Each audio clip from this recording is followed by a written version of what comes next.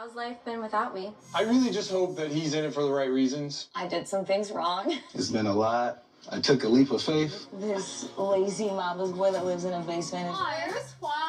Someone needs to go out and hold it down, and that ain't gonna be me. I'm still waiting for us to get into like that super like passionate like love phase. Does that mean like you're not getting? How do you know this is not love bombing? How do you know that you guys aren't bonding as a result of your mutual trauma, sense of trauma bonding? I look like your wife. I don't want to hear that. I didn't do. You did. Are we living in a la la land? All right, it's come for you to decide. Do you want to stay married or get a divorce?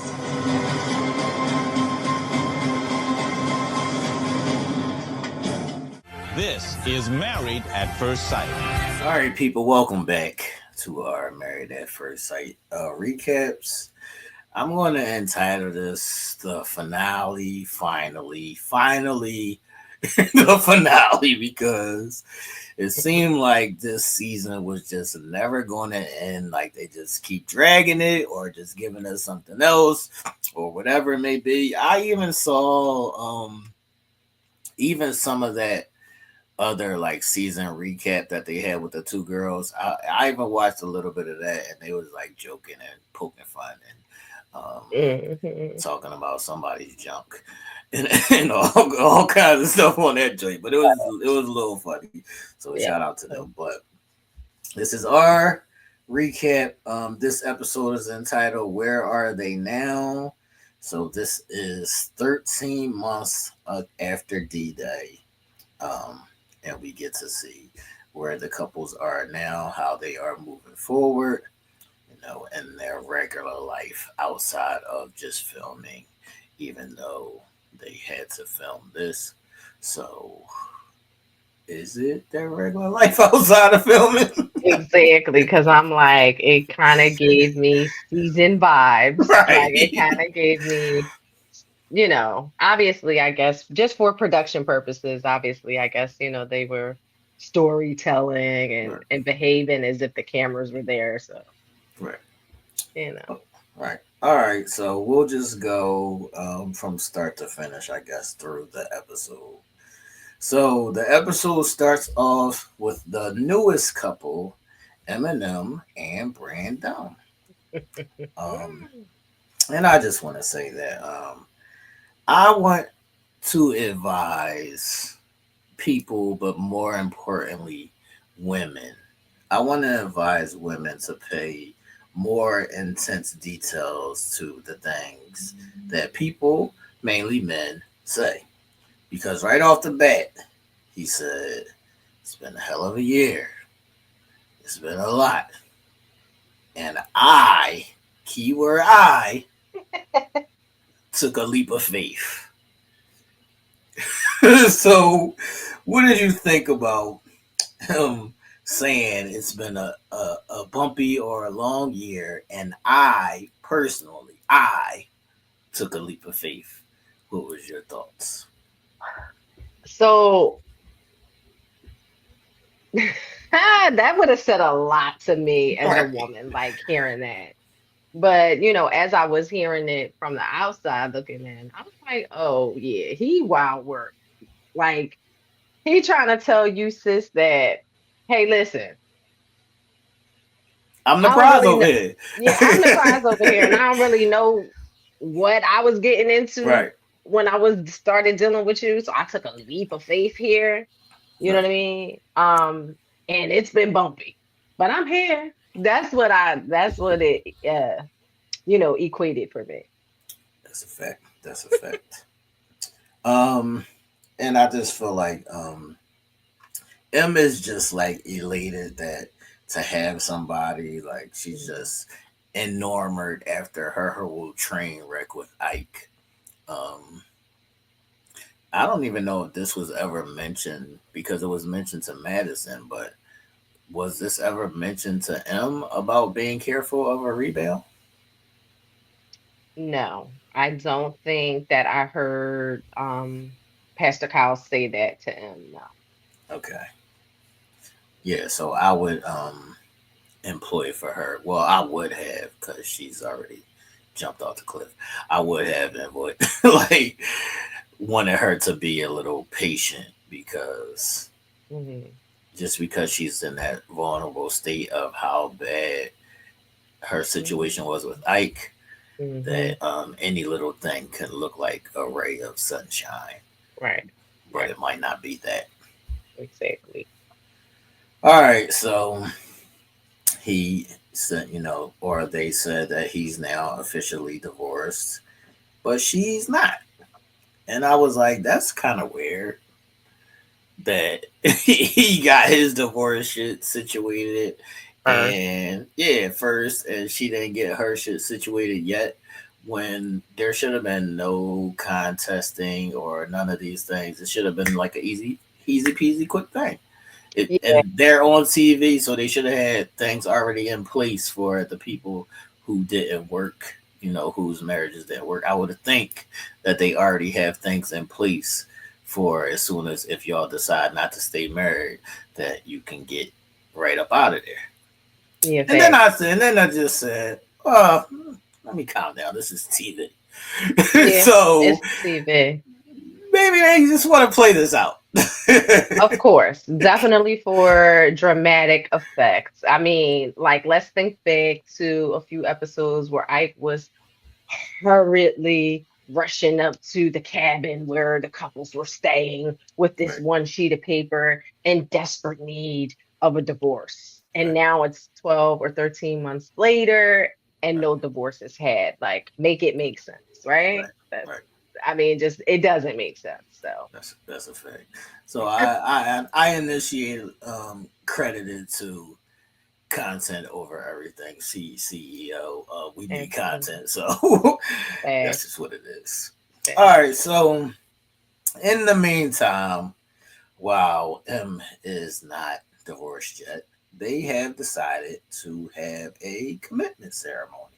And Mm. you might say, what the fuck is a commitment ceremony? Oh, yeah. I'm about to have one. I told No, the fuck you not. you.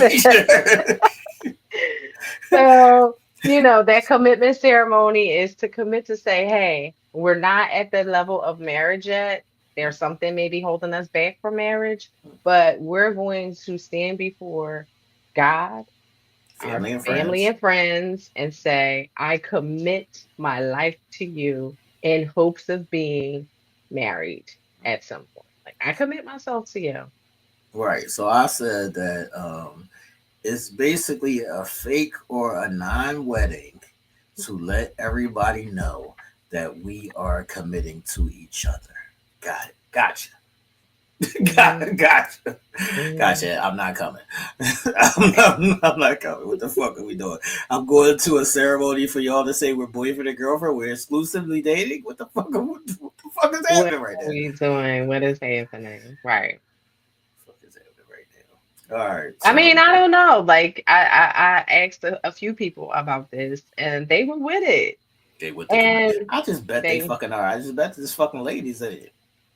yes, Yeah, I just fucking just a bet they couple are. of my girlfriends, yeah, like, hey, single, Right. obviously, Right. not my married friends, but like, hey, would this be something that you would do? Like, what do you think about it? Oh no, I think it's cool. Like, you know what I mean? It's two people expressing their love for one another. Marriage is not for everybody. Maybe they will never get married, but this commitment ceremony is like, hey, listen, I don't need to be your wife or what have you, but I'm committed to you. Let's Right. do this and show everybody. But see, again, it's for show. Right. You know what I mean? Let's show everybody or let's express to everybody our love for one another, short of marriage, short of that paper commitment. Yeah, I'm not doing no show pony shit to say that I'm in an Yeah, but exclusive relationship with you. I'm sorry. Suck my dick. I'm bringing back suck my dick for the rest of 2025 because no. suck my dick. Facts. Facts. All right. So as they wait to get officially married, they are already started practicing, keyword practicing, on plans or trying to get pregnant, trying to have kids. And I was just questioning, why is there a rush, being as though this is a new relationship?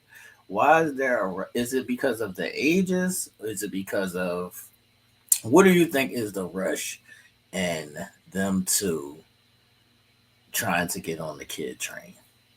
I mean, for them, every fucking thing is a rush. But he already Like, got kids, so what are we rushing for? yeah, but I feel like everything pertaining to them is a rush. Like, I don't know what it is, but it's a rush to start dating. It's a rush Yeah. to say I love you. It's a rush to be engaged. It's a Live rush together. to live together. It's a rush to I've already been pregnant. It's a rush to have a commitment ceremony. And now it's a rush for us to try again. Um, I don't know. Their whole relationship seems very rushed to me. But if I had to think, it could be because, you know, M wants this so bad Right. and he knows this and he's trying to appease her as well, that he's, pushing the issue also to say, hey, we're going to have kids together, we're going to be parents This together, or whatever. I mean, I don't know. If I had to say, I would think it would be because M is like ready. She's like, if I had to say anything, I would call this the fucking, I don't know if you remember this shit when we were younger, but there was a game called Mousetrap. so like him trapping her. Right. Right. Right. Like, He's oh, trying I'm to locking this in. he's trying to lock her down and lock her in.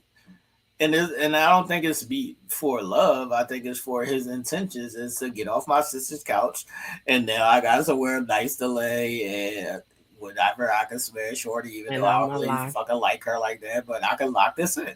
This is we Mm, playing Mousetrap. yes. Yes. Okay. Yeah, I could definitely agree with you there because he does give off those vibes. And it's not too far-fetched that we've heard of, certain men, some men, of course, that does that. Right. They hop from one situation to the next just Right. because they need a form of stability. They need a place. They need, a woman that's going to care and help them and provide. So what better than to lock somebody down that's got it all together? Facts. I need you to refresh my memory on this certain place because I don't. They supposedly know each other from, what is this, Middle middle school. school? They Yes. supposedly know each other from middle school, right? I Mm. never remember him, and I could be wrong, and you can correct me if I'm wrong. I don't never remember him saying I had a crush on you since middle school. I just remember them saying that we went to middle school, or that's where I know you from. Because if this whole thing is a rush because it's like, all right, I finally get the girl that I always wanted, Hmm. cool. I'll give you a pass, Brando. Right, But right. it's not giving me that. Okay. So I feel like I feel like he did say that. Okay. Okay, I feel like he did say that.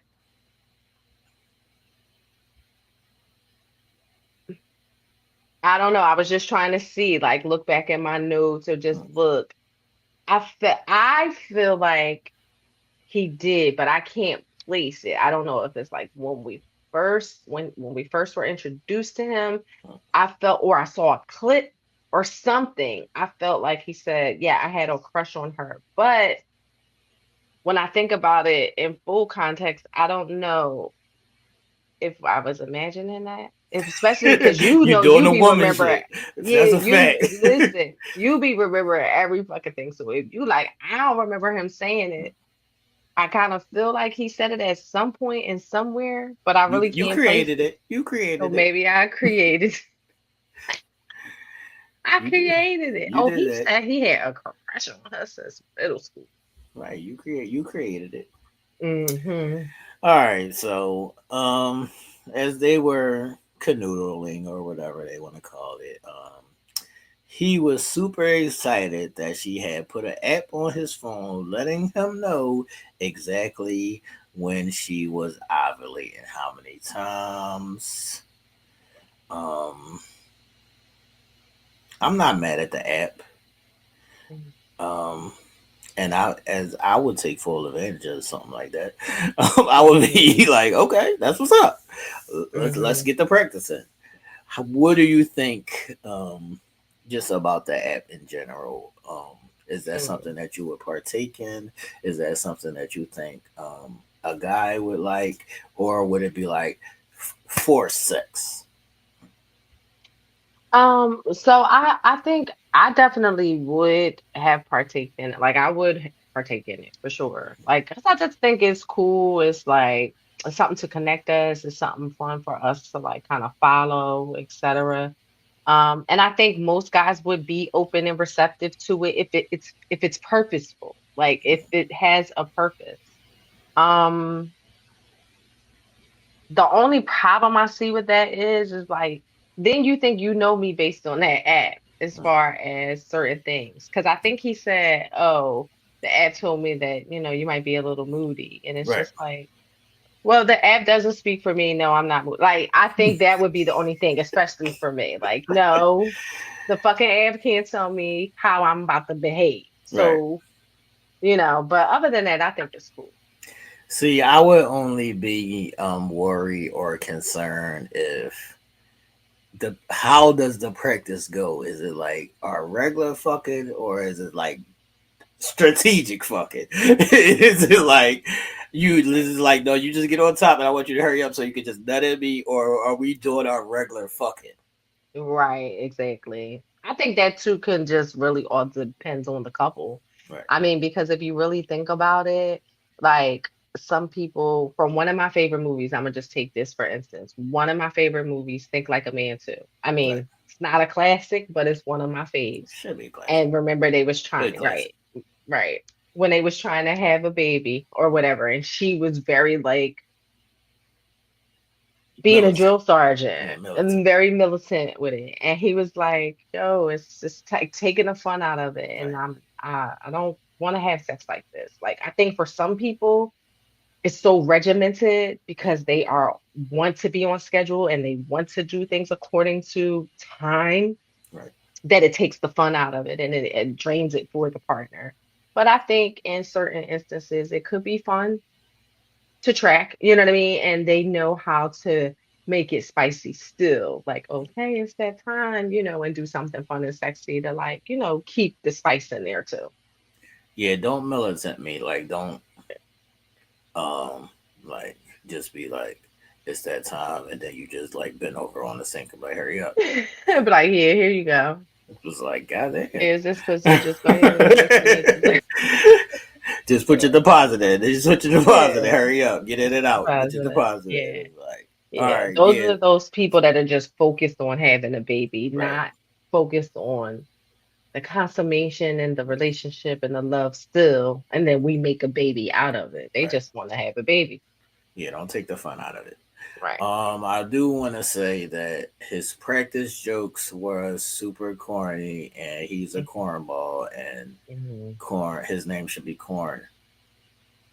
Good brand. Like I was trying to think of something. His name should be Corndom. Corndom. There we go. Let me tell you how corny it was. I don't even remember none of the jokes he was telling. Oh man, yeah, let me tell you. He was saying, he was like, no, because I want to know when I get in the game, I'm coming in the game to win. I'm not coming in the game to practice. And it was like, what the fuck are you talking about? Yeah, he just is too extra. He's too extra. You can tell he for sure. Right. He's definitely for sure. That's a fact. So yeah, so moving on, we get to check out new couple number 2. David, aka Man Bun, and Solo Maddie. All right, so we go to Madison's apartment. Now David has moved in, and they're speaking about attending said commitment ceremony and seeing all the old crew, which includes their exes. Would you be nervous about? Let's take us out of them. Would you be nervous about seeing any of your exes? It could be anybody. Is there any ex that you would be nervous about? Nope. Okay. I cannot. No, no, I ain't nervous about none of them. I No. cannot. No. Yeah, I'm not gonna say nerves, but maybe some of them might give me butterflies. Maybe Okay. some of them I might, want to be on my P's and Q's and look my Yeah. bestest. Okay. Okay. That's what I'll say. Yeah. I mean, and that's good though, because then that means like, the spaces that you guys were in was, good ones and they ended, well. Yeah. So that's dope. All right. So David said he's good. I'm not. He's not nervous about seeing Michelle. And then the question was proposed to Madison, and produce wise, a fire alarm goes off just right at the time he's asking would she be nervous about seeing Michelle and either or Alan. So the fire alarm went off. um I guess it's like symbolizing there's still smoke. Mm. So the fire alarm is going off symbolizing that there's still smoke. And Mm. Madison said that she wasn't nervous though, but she is protective of David. Now, the question is, why is she acting like Michelle was beating David's ass or something? That she needs to be super protective of David. What's it to Yeah, them? I'm not quite sure about that. But also, like I feel like Madison wants to continue to lay that Michelle behavior on very thick because it kind of makes her feel better about the way that they move in getting together. I mean, that's just my personal opinion. That may not be the case. Like she may not be giving a fuck about how they got together any longer. But I feel like just let that go. Right. Why are you still harping on, you know what I mean, Michelle's fucking childish behavior when it comes to David? And David's a whole grown ass man. What you Super gotta be grown. protective over him for? Like he handled the situation. Y'all moved on. Y'all, he addressed Michelle and apologized to her. He spoke on it 9,000 times. You spoke on it 9,000 times. Bitch, let it go. Let it go. Super grown. I Mhm. will say that I'm kind of in the middle because I think that Madison is a bit more genuine in this situation, and I feel like she is being protective over the person that she loves and feeling like that person was mistreating the person that I love. But Mm. the mistreatment wasn't lashing. Is what I'm saying. Like he wasn't Right, being lashed or nothing. So right, because she's going on about how she owes you an apology, and everybody didn't get to see all the shit that she was saying to you and X, Y, and right. Z. Mm. And this is also an occasion where I will say that, and don't be mad at me, black women, but white women be like super duper protective and possessive. Like it's like a real thing. Like it's like, Mm. no, she looked at you and I don't like that shit. It's like, whoa, calm down. Right. Just relax. Right. Okay. Right. They be like super over the top with that shit. Mhm. Yeah, But I've seen it and I can understand the what you're saying. Um, not all black women are like that. no, I'm saying Um, that white women are like that. Black oh women are right, not right, like right. that. You're right. But they can be. Yeah, they can be, but theirs is They out can of be. jealousy. Theirs be more Right. out of jealousy. It don't be more out of like Out of a right, genuine care and concern. I right, got you. Okay. Yeah, see, that's what I was thinking about out of the jealousy right, like portion. Not just out of like, well, you did say genuine, but right, like care and concern right, for, yeah, their partner. right. Yeah. All right. So I thought that the bigger question is, why do you think Madison hasn't told her daddy that they live together now? Moving too fast. Everybody on the same fast train. That's what I think it is. Like, I just think that she didn't tell her dad because he might have just been like, "Hey, don't you think you're moving too fast? Like, you just Was like married to started Alan. with him. You just was married to Alan. He's living in his mom's basement. Like, what? I don't know. Not that he would have said that, but I'm just saying maybe a dad would have said that. Right. Like, well, he's gonna try to move in on you now. Right. Like, you know, Or could it be because David's black? right? Um, I don't necessarily know if I got that vibe. Mm, I would I think don't know. that's a That key might have been, point. yeah. I would think that that's a key point. Not only Hmm. were you just married to somebody else, but now you just moved in a black guy. And, she's previously stated that she's never seriously dated any black guys. She might have got smashed by one or two before, but Yeah. it was never like a thing. And she Hmm. also stated that she didn't want a black guy. Hmm. And these are things that when I'm speaking, like we can go into things like legacy and family and all that. When you talk about having kids, and now you have mixed kids now, and now Right. you're dealing with different cultures. So that's why I said That that that could could have be been. a thing. Yeah, I didn't even think about the whole race situation, like him being black, but like that's definitely a good point. I just feel like, you know, it's gonna come out anyway, medicine. Right, right, Like you prolonging it is not gonna make the reaction any different. right. So I've never really understand, and I mean that just could be me. I never really understand individuals who prolong the inevitable. Like, you know what I mean? Well, I mean, it's kind of a thing because it's like you work in that field, and I come from the field of you got to catch me. I'm not turning myself in. Okay. Yeah, I get that. I get that in certain instances. In certain instances, I definitely get that. But like in this instance where you claim to care about someone, this is somebody where she says he completes me, he makes me the happiest I've ever been, or whatever the case may be, like why prolong the inevitable? Are you prolonging it because you want to see if, in fact, this is going to stay and stick and be solid and sound, or are you Yeah, I just would think that I would. scared? Nah, maybe a combination of both. Maybe a combination of both. I think that let's see if this is really a thing first, because I don't Hmm. want to say this and then 2 weeks later you moved out and it's like I couldn't have never even had to say shit.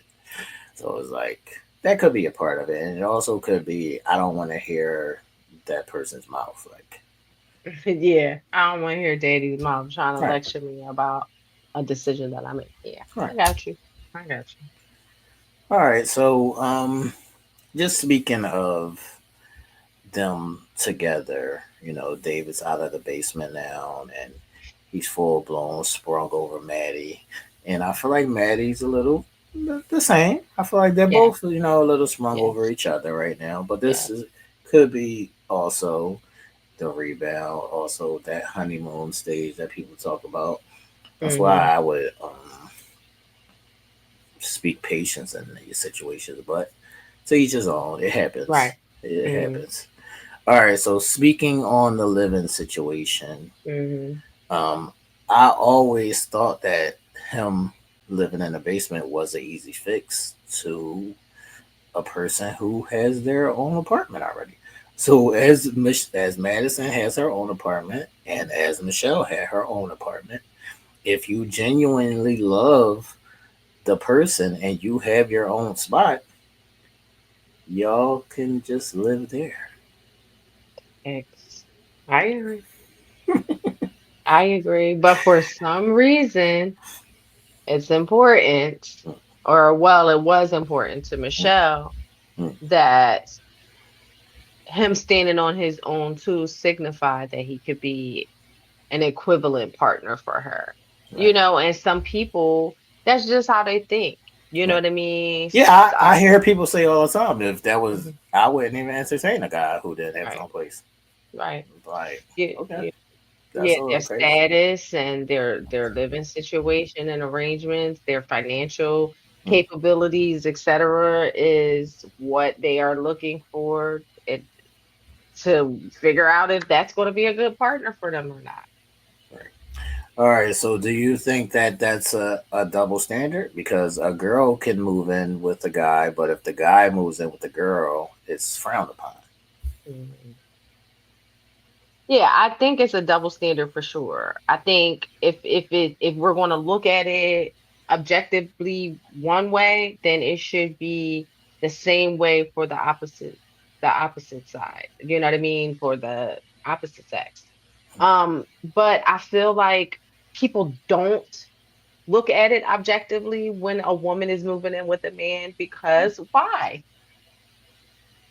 What are we taught sometimes? That men are supposed to provide for women, so therefore this fits in the regulatory norm of what Right, but society a feels is man, right. right, but even in that instance, the man is not going to say, okay, I'm not even going to entertain her because she doesn't have her own place. Absolutely, because this is what is somewhat normal. But why is that normal? No, I agree. I agree. Why is it normal? Why is it any different? Right. Why is it situated where it can't happen one way, but it is cool and can happen another way? Why? Because of those societal norms. And even sometimes for men, some men are raised to be a provider. How many times have we heard or seen things where it's like, I'll do anything to provide for my family. Right. Wife doesn't have to work. I don't want my kids to want for nothing. I'm gonna be out here busting. I just heard a story about it yesterday, about how certain things lacked for him because he wants to be the sole provider. Like, some men are just raised to be that way. But that's 50 what I 50 mean. what? I'm not even, if that's your train of thought, that's your train of thought. I'm talking about the initial starting grounds, the initial starting point. Right. So it's a thing where women will say, I'm not even going to entertain a guy who doesn't have his own shit. But a man will never say that about a woman. Well, I mean, we have heard, because it's different to be like, all right, I'm gonna be the protector and the provider, and now when we get together, I'm gonna get us our own place, or you're gonna come live with me, and I'm gonna take care of X, Y, and Z. But you initially had your own shit. No, nobody even questions if she had her own shit or not. Right. But there are active conversations, and there are conversations from men who will say, well, what do you bring to the table other than pussy? What do you got? What do you got other than pussy? What are you doing with your life? What you doing with yourself? Do you got your own money? Do you got your own house? Do you got your own place? Do you got you're right though. You're absolutely right. They don't X them out. They just question. Like, they just bring that conversation to the table, and they will put it on the forefront. And then if the responses is not cool, then they make the sound decision to say, hey, you know what? Like This is not necessary. Like one. Wanchos, ponchos. I can't wait till we get to that. Like Wancho. All right, so let's slide on down to the bar with Alan and his friends. All right. I don't know if you saw this or not, but I'm just going to say, Alan went to the bar with his friends. He had one black friend. He had one white friend. That gives off to me work friends. So I noticed a lot that most or some people, once they reach a certain age, they only hang out with work friends. Me personally, I like to keep my work life work, and we ain't friends. We just work together. We're associates and we're cordial, but I'm not hanging out with my work friends. What's your work? I don't think that there's nothing wrong with it, but this is not how I do. I hang out with my real friends that I grew up with. Mm. Um, what do you think about that? Is it an Um, age thing or is it a situational thing? Do you outgrow your mhm, childhood friends? mhm. Um, how do you I see it? Yeah, I actually think it could be a combination of all the things that you said. Like, you can't outgrow your childhood friends. You know what I mean? It can be, you know what I mean, a situation where you come across, this one or two dope people at your job and y'all just vibe and y'all just connecting, y'all grow a relationship outside of work. Or it could just be, hey, listen, I don't have any other friends, period. Right. And you're gonna be Now y'all my my friends. friend Right. because I spend more time with y'all than I do Right. anybody else. Right. So I'm going to just make y'all my friends and a part of my life. So I think it just could be a combination of all of them. I personally like we could be cool while we're at work. And sure, like we could text or whatever, like after work or whatever, but I'll hang out with you maybe once or twice, depending, but that's not a consistent thing. And that's not you becoming my friend and a part of my everyday life and knowing what's going on with me and my folks and all of that. Mm-mm. Whether I got old friends or not, like that's just not happening. Now I'll talk to my motherfucker. Thanks. I'll sit on the Thanks. fucking bed and talk to my motherfucking self before that. All right, I got one last question about that point, but I'll just give a transparency moment right now. I remember like the last time I was in like a corporate situation, and there was like a nigga trying to hang out with me, and it felt gay. Like it just felt gay. Like niggas like, yo, we should go to that game together. Like, what's up? It's just like, you trying to take me out on a date, nigga? Like, what the fuck is happening right Yeah, now? Like, shit just felt super gay. Like, I don't know you, nigga. I'm not hanging out with you. Like, what the fuck are we right, doing right now? right. So you've never hung out with any like work um friends. I've done like it's a party situation. Like if somebody from the job is having a party like at a bar or whatever, I'll pop through it. I'll pop up for that, something like that. But I'm speaking like on a one-on-one, you being my actual friend type of thing. It's No, just it ain't weird. happening. It's fucking weird to me. That shit is Yeah, fucking weird to me. it ain't happening. That I shit is got fucking weird to me. that. So the question though is, since you like you said, since you be around the work people more than mainly anybody else, do you think people find themselves having things more in common with the people that they work with, so that's how they become friends? I get tired of niggas like, I already work with you all day, I want to hang out with you fucking at the bar after we Yeah, work together all day. yeah. I think there could be definitely some real genuine connections like Hmm. between people. They have a lot in common, they bond over, just whatever they might be dealing with at work. Right. And then they may be tying in their personal life, whatever the case may be. I think there are times that there could be genuine connections that could build and can grow from a work situation. Absolutely. But for the most part, I think that people create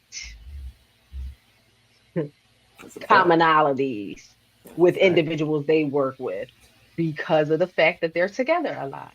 Right. So it could seem like we like the same shit, but in reality, when we step out these doors, nah, bitch, we don't like the same shit. Right. You don't do the same things I do. You don't Right. behave and move the same way I behave and move. Like I might do some shit that you'll be like, bitch, what? That's what I'm Or saying. I'm right, too skeptical of people because I don't want you be hanging out with me and then we go back to work the next day and everybody be like, yo, such and such said you had this and that going on. It's like, yo, why you telling them my business? Nigga, I'm at right, work. right, I don't want them to right. know all my fucking business. Right, exactly. Or especially if it's like I said, if it's some stuff that I do, right, and you're not a fan of it, then you're like trying to pretend to be my friend, but then you whisper into X, Y, and Yes. Z, like, oh, let me tell you, like, this how she move, da, da, da, da, da, da. And then, it's just it can cause a lot of issues. And Right. especially at work, that's Right. one place you don't want to have issues because Yes. when you have issues at work, then you start fucking with the money. Right. Money is the motive. Let's keep it the fuck moving. If you Facts. cool, ha ha ha, we laugh, da da da da. I go home, we do it again tomorrow. Like Facts. I could text you some funny shit that we might have talked about at Right. work or whatever the case may be. Cool, I'm not saying none of that. I might see you and I might invite you to something to come support me, or you might invite me to something to come support you. Cool, no Right. problem. Right. But that's where I draw the line. I'm gonna say that this one time I did go to like a fight party, and it was in Jersey, and it was just like I don't even know how that I can explain this other You than should see your face. because I don't know how I can explain this other than like I felt like I was in a trailer, like in the trailer park. Like I felt like I was in a trailer park with the Okay. dirty white people. I felt like I was in a trailer park with the Yeah. dirty, and it was just like, why Indeed. am I here? Like, Right. And then you had to ask yourself, like, what the fuck was you even thinking of doing? But because you thought that maybe that Bob was cool with the person at work, that right, okay, maybe I can step out. And typically, 9 times out of 10, it ain't that. right, Like, it's not gonna work. There are probably a lot of big difference, but maybe right, there is a 1 to 2% chance that you could have went to that party and it wasn't what you experienced and it was something great, and maybe you and that person could have been friends to this day because the vibe and the lifestyles and all of that match up. right. Yeah, I'm You good. know. I'm good. I'm good. I'll be way too hood for corporate people.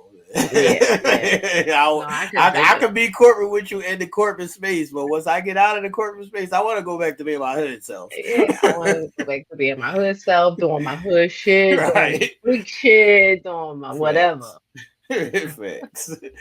Facts. All right. So back at the bar, Alan said that at some point he thought that she'd come around. And I was like, you was always friend zone, dude. She never saw you like that. And she also said it multiple times. And he said, yeah, my therapist helped me realize that. Do you think people should seek out a therapist after every breakup just to put things in perspective? I think we did touch on this a little bit, like maybe therapy in Right. between relationships to clear the air, to clear the slate, as Ike said in this episode, to clear the palette. I think it could be good. It could be beneficial. It definitely could clear some, unexpressed feelings and thoughts about what you just experienced, or, the situation that you just been through, any trauma that piled up, any bitterness or whatever. Maybe, you could slough off some of that shit. Um, but people don't fucking do the work. That's a People just fact. like to just go to fucking therapy and just be like, oh, I'm in therapy, and then they come out and they still fucking basket cases. Like, Facts. I be so sick of people just talking about how much they working and doing and don't be doing Don't shit. be doing shit. Don't be doing shit. So, it's important that, if you take those steps to do that in between relationships or whatever, then take from it what you need and do the work. Otherwise, it's pointless. That's a fact. That's a fact. I'll say that I don't think therapy's actually necessary for everybody. I could see how it could work for some people. I'm Mhm, more of a self processor, so I can self assess and mhm. you know process my way through things by myself. Some people don't have that skill, so um, they need to get their life together. I would say, Mhm, um, mhm. but going to a therapist just after every if my I would want my therapist to be like, nigga, seriously? What you was just here 8 months ago, Yes. and we was talking about the same shit. Right. Yes. I get it. It'd Sure. just be a bit much. That just sounds like a Right. bit much for me. But Right. Right. some people are have to constantly like be in therapy. Some people go to therapy after Yeah. they been through certain situations or just when they want to work through certain things. And some people have to Hmm. be in therapy every week. That's Right. just they Right. just can't even live without therapy. Yeah. Exactly. And I mean, listen. If it, I Sounds like you don't If got no you like, friends. yeah, and if you like it, I love it. If Right. it's helpful and it's beneficial to you, and you can utilize and you can take the tools that you learn and process at therapy and apply them to your real everyday healing, by all means, Right. so be it. Go for it. Kudos to you because some people need the therapy, like you Right. said. Some people need that in order to clear, right? But it just be for the other individuals who do it just to say they doing it. Right. It's just it doesn't make any sense. So in those cases, then you have to self-process. You Right. know what's good for you and what's not. Okay. He kind of brushed off saying or lightly implied that he wasn't in love with Madison. And he was just being positive, trying to make it work. And I was like, nigga, yes, you was. Yes, you was. Your fucking nose And was you still is. look, bowling balls of them. His nose was wide open. And you He ain't still fooling is, because nobody. other words, you wouldn't have been this hurt and still be this hurt. X, because we still talking about this shit, my nigga.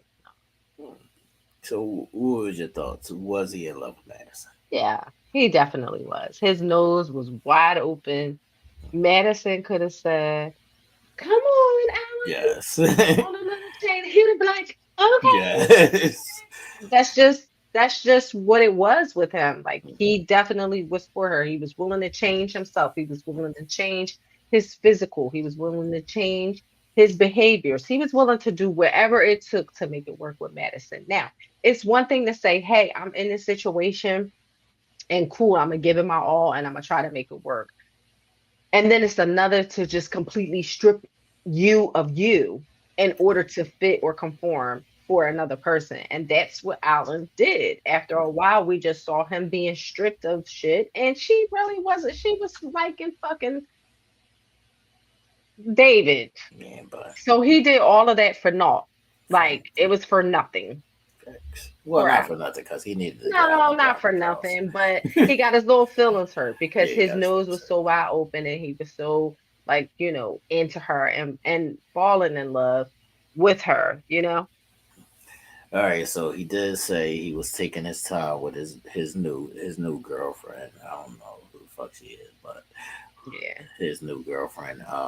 And yeah, so stop jumping out of the window and take your time, people. Have some patience. Yeah.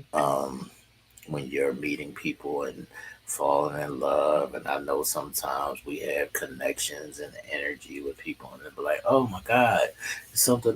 That's the shit I hate that women do the most, when they be like, "No, this is my man.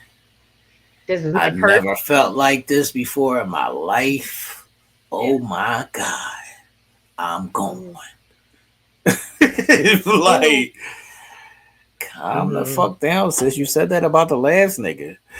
The fuck are we talking about? I said it about the last nigga. They I mean, listen, did. I know, but I think that for some people who have never experienced like an amazing energy, that definitely can be such an attractive appeal. You know what I mean? That this is it. I have reached the epitome of it. He is it. Um, and yeah, she might have said it about Joe 6 months ago, Right. but then you top Joe, You and top now Joe. you top Joe, and now you is it. Okay, tag you're it. But no, I feel like you be like, Joe took me to the Cheesecake Factory, and then he took me to Roof Chris or the Char House, and like, now you're the right, greatest love of my life. right now you're the greatest love of my life. But I think for some people because there are times where energy or just whether physical connection, whether mental connection, maybe sometimes that's alluring to certain people, also depending on where they are in their life and certain things are happening. So, those things can be definitely attractive. And I think that's what it is. And so if you step outside of that sometimes, then you'll really see like, okay, this might just be an emotionally driven reason that I'm attaching to that person. You know what I mean? And if there's longevity in that, then Facts. that will continue 8 months from now, and you don't even have to say, oh, this is him. It's just Facts. going to continue to develop. Facts. And some people just don't listen. What is happening here? It'd be crazy. What happened? Okay. I didn't go out, right? I don't Oh, know. you good. All right. So, next up, Michelle goes to chill with Carla. And guess what, people? Carla's not homeless. Or the production set her up. Production set her. No, no, no. I'm not gonna take that from my girl Carla because she dope. So she got her little place, and if that's her place, it's cute. Right. So Okay, Carla. shout out to Carla. So her and Michelle is almost besties now at this point. Every Mm, time we turn around, they kicking it. They both, yeah, decided to part ways in their relationship. So now that's how they forged the bond. This is like the work relationship shit. So they forged the bond from the shit that happened, and now they are cool and friends, and they hang out and kick it. yeah. But what it was interesting was both of their takes on their prior relationships. So we'll start with Michelle saying, yeah, I was being a brat. I was being a bitch. I have work to do. I should have been better. What was Mhm. your thoughts?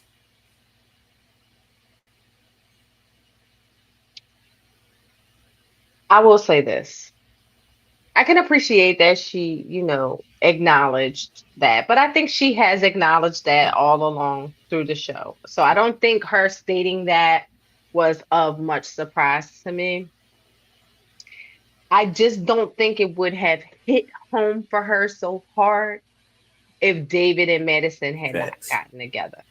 So Facts. if David was just on the fucking on the sidewalk and still at his mama and daddy crib, she Right. probably would be, Chilling. you know, giving her a dap like I did the damn thing because Right. look where he's still at. But I I think it's dodged the bullet. hitting. I dodged the I bullet. dodged the bullet. But I think the reality is setting in for her and just her behavior, etc. When she sees the fact that her David and Madison are flourishing together, Right. they bought property Right. together, they're Right. happy together. David is making Madison so fucking happy Right. that she's like, damn, I didn't give it a chance to even develop into anything. Right. I stopped it just by one or two things that I didn't like. I think it's the single person syndrome. Mm, So it's like, would you see somebody who you quickly or maybe have prematurely dismissed, and it may be ringing in her brain? Am I always going to be single because of the way I act? yeah. And that should be a reality for a lot of motherfuckers out here today. That's a fact.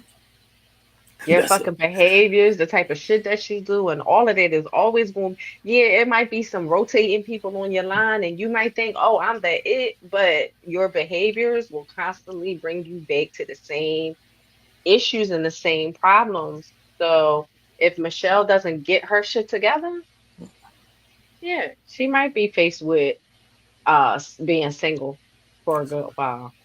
Do you know or see people and you can gauge them and be like, yeah, they're gonna be single. You fucking right. You fucking right. I think probably, you know, I don't want to say that. I ain't gonna say that. I was gonna say probably a lot of motherfuckers that would That's a fact, say, though. like, I'll say it. There's a lot of you right. motherfuckers. There you go. Look, I'm like, I don't want to say that. But no, I just really feel like, that people can always want, we can, all of us, we can want, that crazy love, that love that's going to be a forever love, that's going to give us what we need and all of that. Sure, we can want and we can desire that. But how many of us really look at ourselves and say, you know what? I have what it I'm the takes to problem, have it. but I'm the Right. problem. Or I'm the problem. Right. And so I feel like the people that don't see that they're the problem are the ones that's going to always be on that fucking hamster wheel. And I think Michelle, this opened her eyes to say, I'm the fucking problem. That's a fact. So maybe she will make the necessary changes to not be the problem. Okay, do you think because there is like a saying or a thing that people believe that we're all supposed to be paired, do you think that everybody is supposed to be paired? Or even some people, they may not be the problem, but they may also not be a person who should be paired. Yeah, facts. I definitely agree that not everybody is equipped to be paired.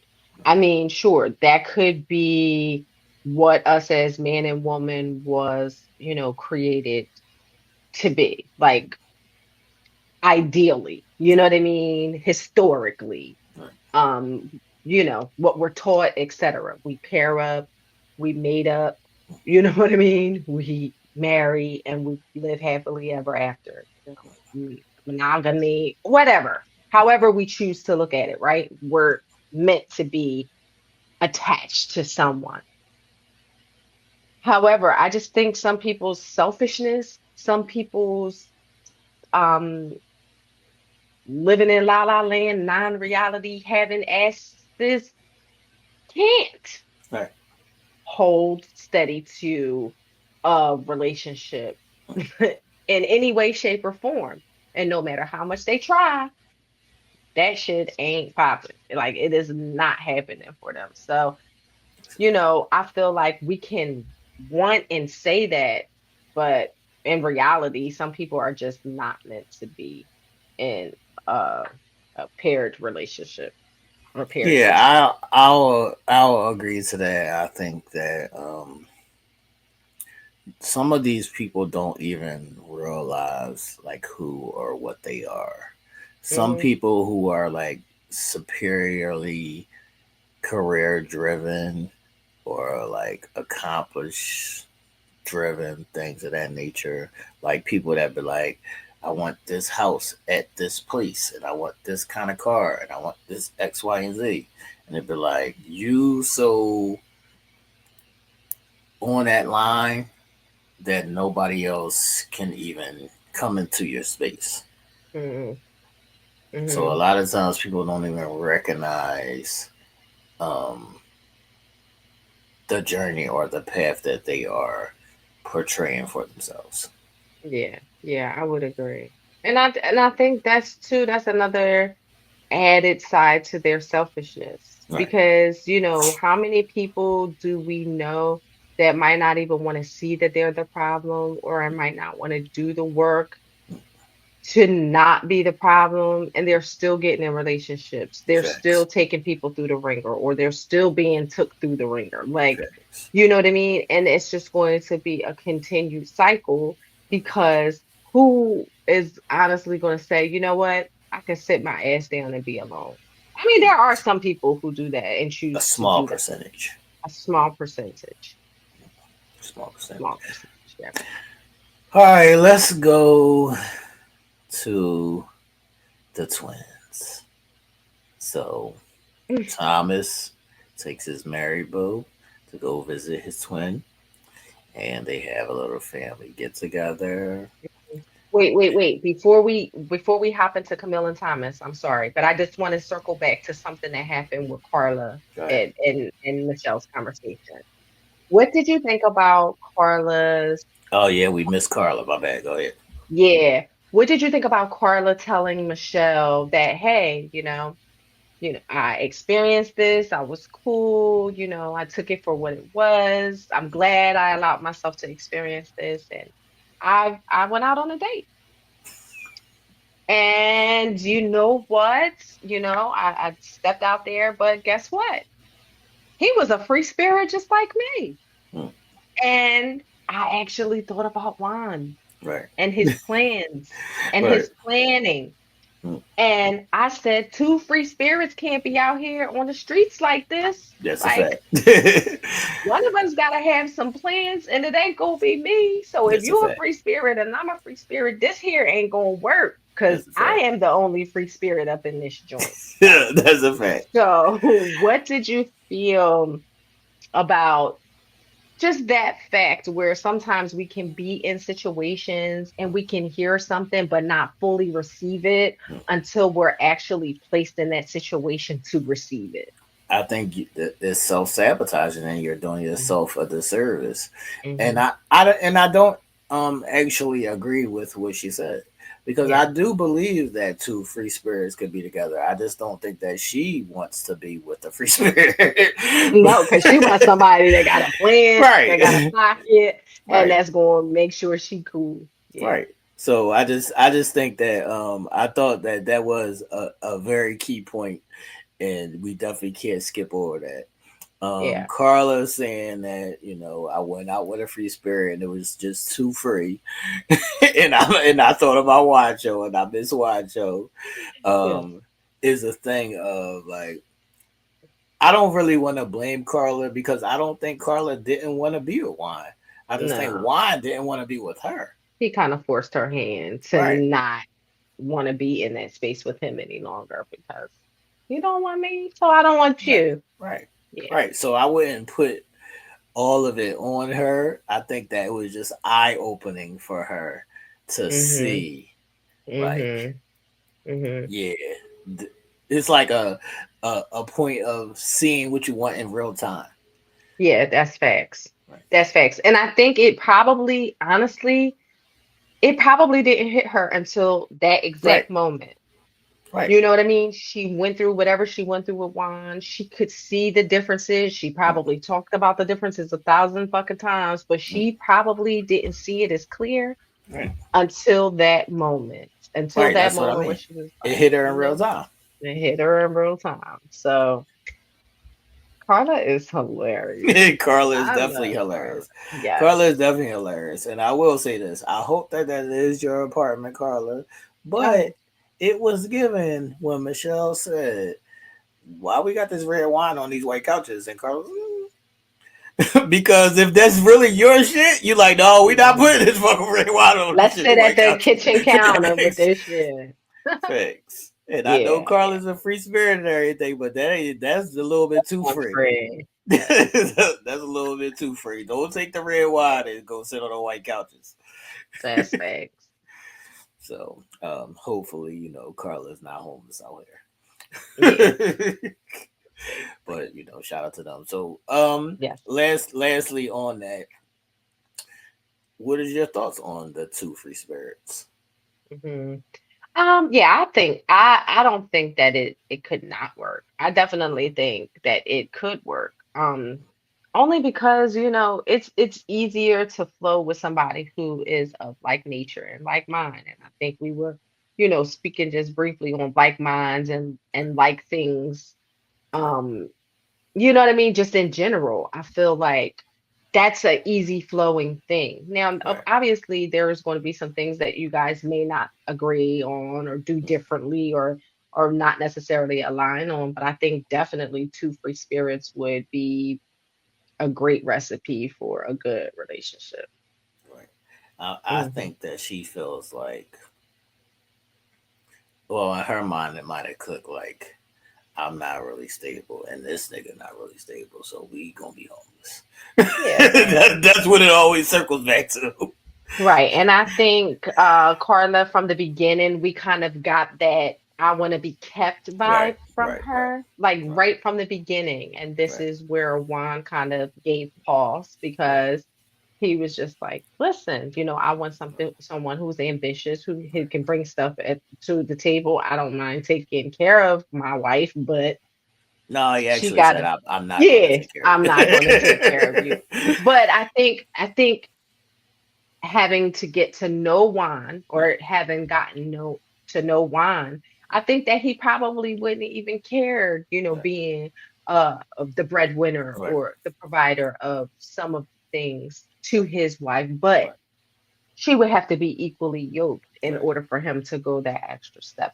That's what I got, the vibe that I I got agree. from him as we grew to know him. You know what I mean? But I think Carla just, kind of want to be kept. So two free spirits and two individuals who might not be that stable is not going to work for her because Right. she needs to be living the life. Right. And Right. if I can't do it, then you got to be able to do it. Facts. Mhm, Facts. mhm, So shout out to mhm. Carla. Shout out to Yeah, Carla. love her, love Yeah. her. Carla, you still our favorite. Carla, you still our Yes, favorite. yes. All right, so like I was saying, Thomas, the twin haircuts and all of that. They go have a little barbecue dinner, whatever it may be, and they're just speaking on where they are in a relationship and how do you feel about just in general how I don't know if that was the twins wife or the sister and she's saying well he's not around we're happy that y'all are together but he's Mhm. not around like he used to be. Is that a thing where family becomes jealous that you're not around anymore Oh because yeah. you're in a new relationship? I mean, some would say, oh, well, it's not jealousy. It's just saying that, you used to do these things before and now you don't do them as much. So, yeah, it could be jealousy. It could be another emotion like just Just sadness, missing you. or just a missing you, a void, etc. Like, damn, this is what we used to do, or this is what used to be our norm, and now that's not the norm anymore because you have someone else. So, um, I think that for that was his twin's wife. Okay. So I think for them, they kind of welcomed the fact that, he and his twin is so close and he probably spent a lot of time there, probably after their breakup and all of that, that the kids and all of that, who the kids look grown Right. because those were his niece and nephew. Right. Right. They probably grew accustomed to him being over there so much that it's like, okay, I'm glad y'all doing your own thing, even though we don't see him that much. So, I don't know. I guess it could be different for just depending on the family dynamic. Because some motherfuckers is like, good, take that That's me. motherfucker. That's me. Take that motherfucker. That's a See you fact. when I see you. Peace. That's a fact. Has there ever been a time where you miss somebody that got what they call it in the movie? Relationship regular relationship dick? Right. Um, no, I've never felt that way. Okay. Mm-mm. Mm-mm. Um, but I've heard it. I've heard it. Nah, I've been You- through that before. Yeah. Nah, I've been through that before because like when I was younger and my brother was like wasn't around as much as he used to be around, I did feel that. Hmm. Oh yeah. And so how did it make you feel? Like, Bad. did it make you sad? Did it make Yeah, you it's sad. Like, angry? Did it make you like want to cuss him out? Like, what was your reaction nah, to him? it didn't make Did me you? want to cuss him out. It was just Hmm. like I'm used to you. I'm used to him being around. Like we basically like grew up sharing a room. Yeah. So one day you just move out and you're just not here anymore. So it's like Yeah. that is a process. To Yeah. deal with, like when you're Yeah. young. Like I probably it wouldn't affect me now as a grown up, but I Right. was young then, so Yeah. it's like it did have an effect on my regular everyday life. Yeah. Did So you yeah, voice that to him at that time, or were you like nah, just something that you kind of hampered and suppressed and kept to yourself? yeah, I just kept it to myself because it was Hmm. like, what does it mean for me voicing it? Like, I can't be like, yo, we don't kick it like we used to kick it. Like, And you be like, little nigga, tighten up. right. Little nigga, tighten up. Right. So, it just was what it was. But I didn't even think about it until that just came up. Like I didn't even Right. think about it until that just came up because I remember that like that was a thing where I was like, Hmm. damn, my brother not around. like you used to, like we used to go play ball, and he's like, "Damn, nigga, you always up under this chick." Yeah. But when love is good, Right, that's where your focus is. right. So yeah, that does happen, within Hmm. families, I guess. Hmm. All right, so I don't know what the other fucking twins' name is. We just call them fucking. Me neither. Thomas. I don't even know what his name is. I'm gonna find out what his name is. As a fact. So he's like, all right, let's go outside and have a chit chat, or Mm, basically, let me get in your business and see what's going on, make sure you're good, and all those things, X, Y, and Z. mm-hmm. Um, so he's asking Thomas where they are in a relationship and how are things moving, and Thomas is explaining, things are good, but they're not moving sexually or passionately as I would think they would by now. Mm-hmm. Which in my mind indicates Thomas He is ain't not getting his getting his dick dick sucked. sucked.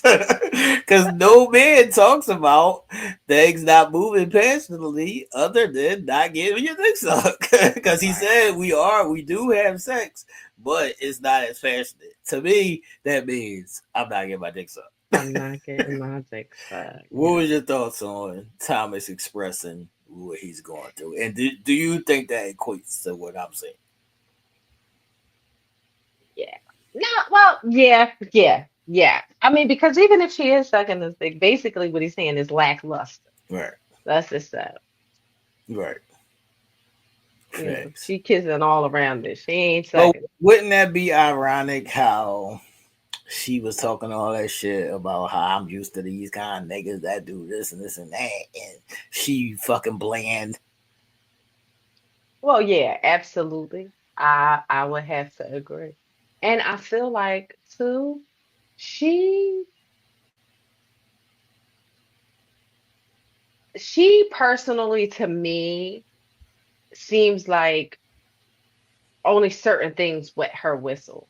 Right, Like she's fitting the circle into the square right, or vice versa. right, Like especially when it comes to him because right, she had these initial feelings about him, right?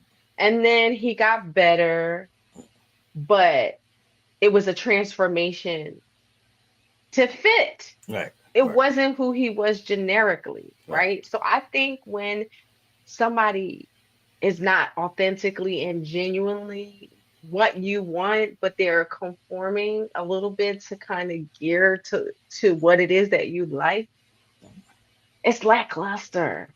So you're basically saying he's not brolic enough to get his dick sucked. He's not brolic enough to get his dick sucked like gawk gawk. Right, that's what I'm saying. Right. Like she might be doing it, but again, Right, right, okay. right. I can't. I'm I sorry. But I mean, can't. it's real shit.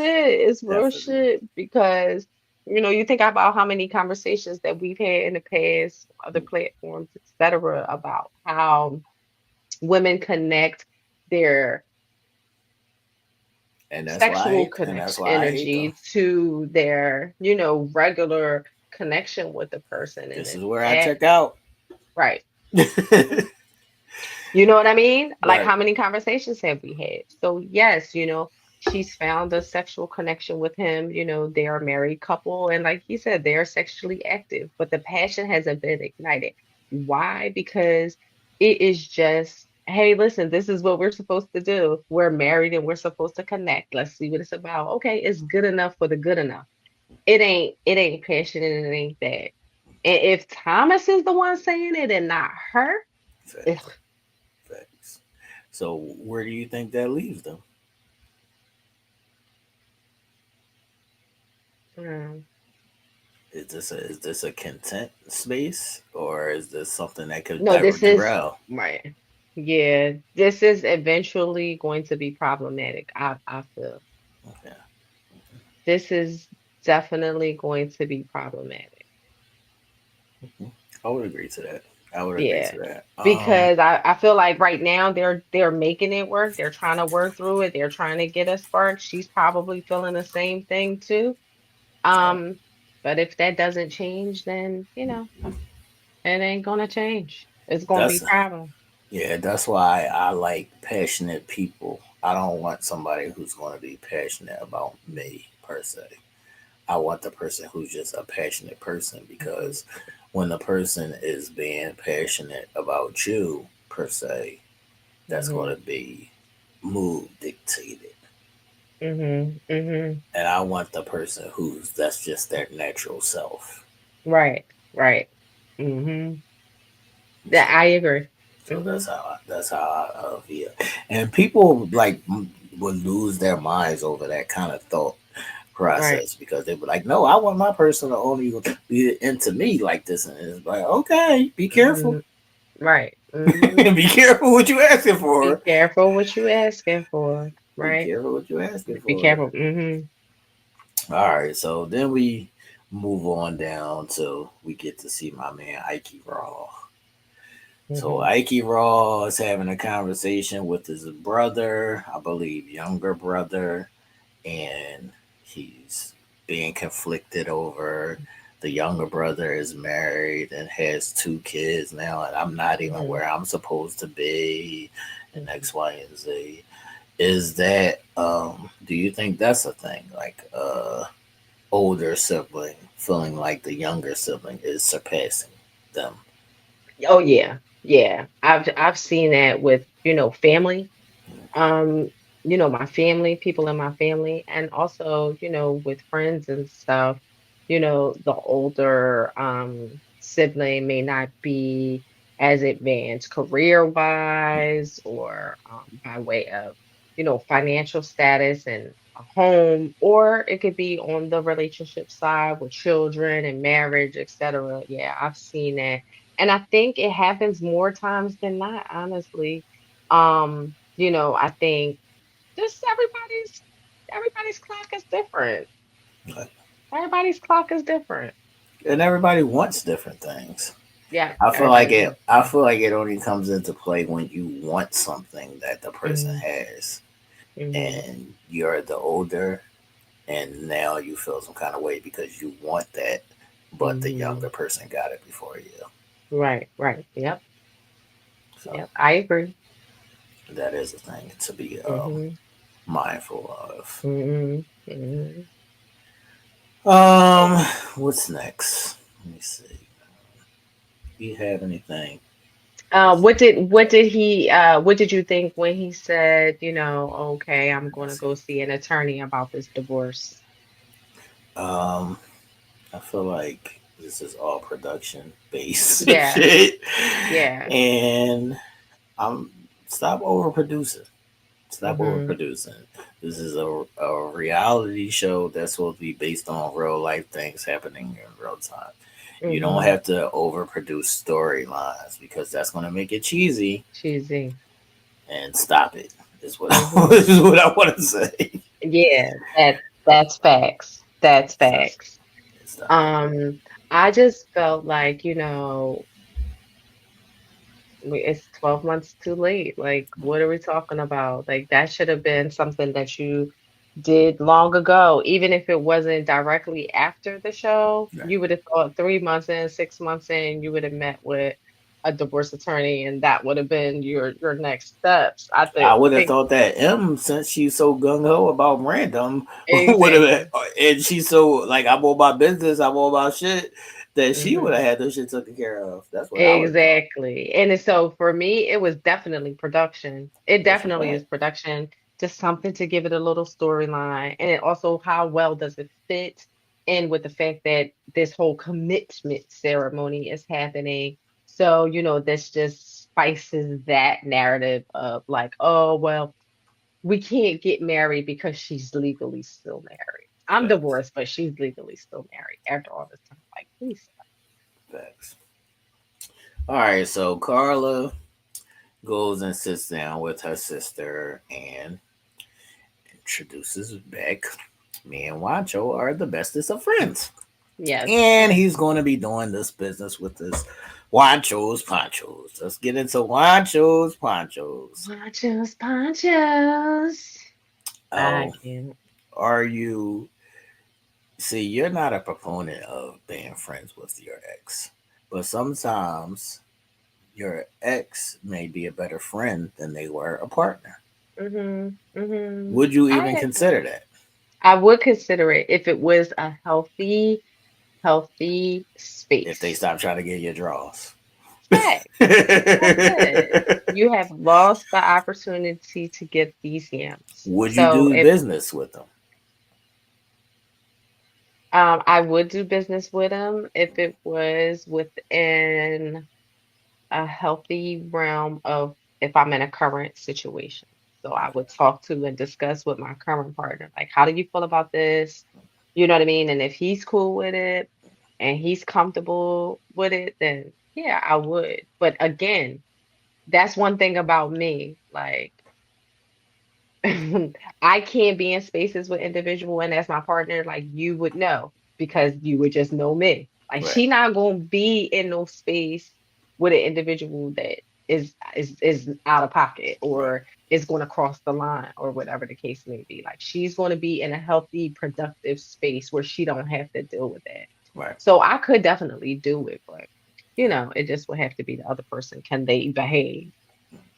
All right. So, how do you feel about Wancho? I'm not gonna say gloating, but speaking on how he's in such a great space with his new girl and Mhm. they balance each other out. And I'm so happy, which I was not happy with you, Carla. Well, I mean, they did ask. Right. So, but just since y'all asked, now I'm gonna fucking tell you. I mean, I would just like, we good. I went and took you for a hotel spin. Listen, I'm gonna give y'all what y'all looking for. I feel like, I feel like he probably didn't have to go into those type of details, etc. I feel like he definitely could have like held some back, but wine is wine. Right. And, the girls just ate it up and kept fucking asking, and then they kept throwing eyes at each other. Carla and her sister, like, it was fucking.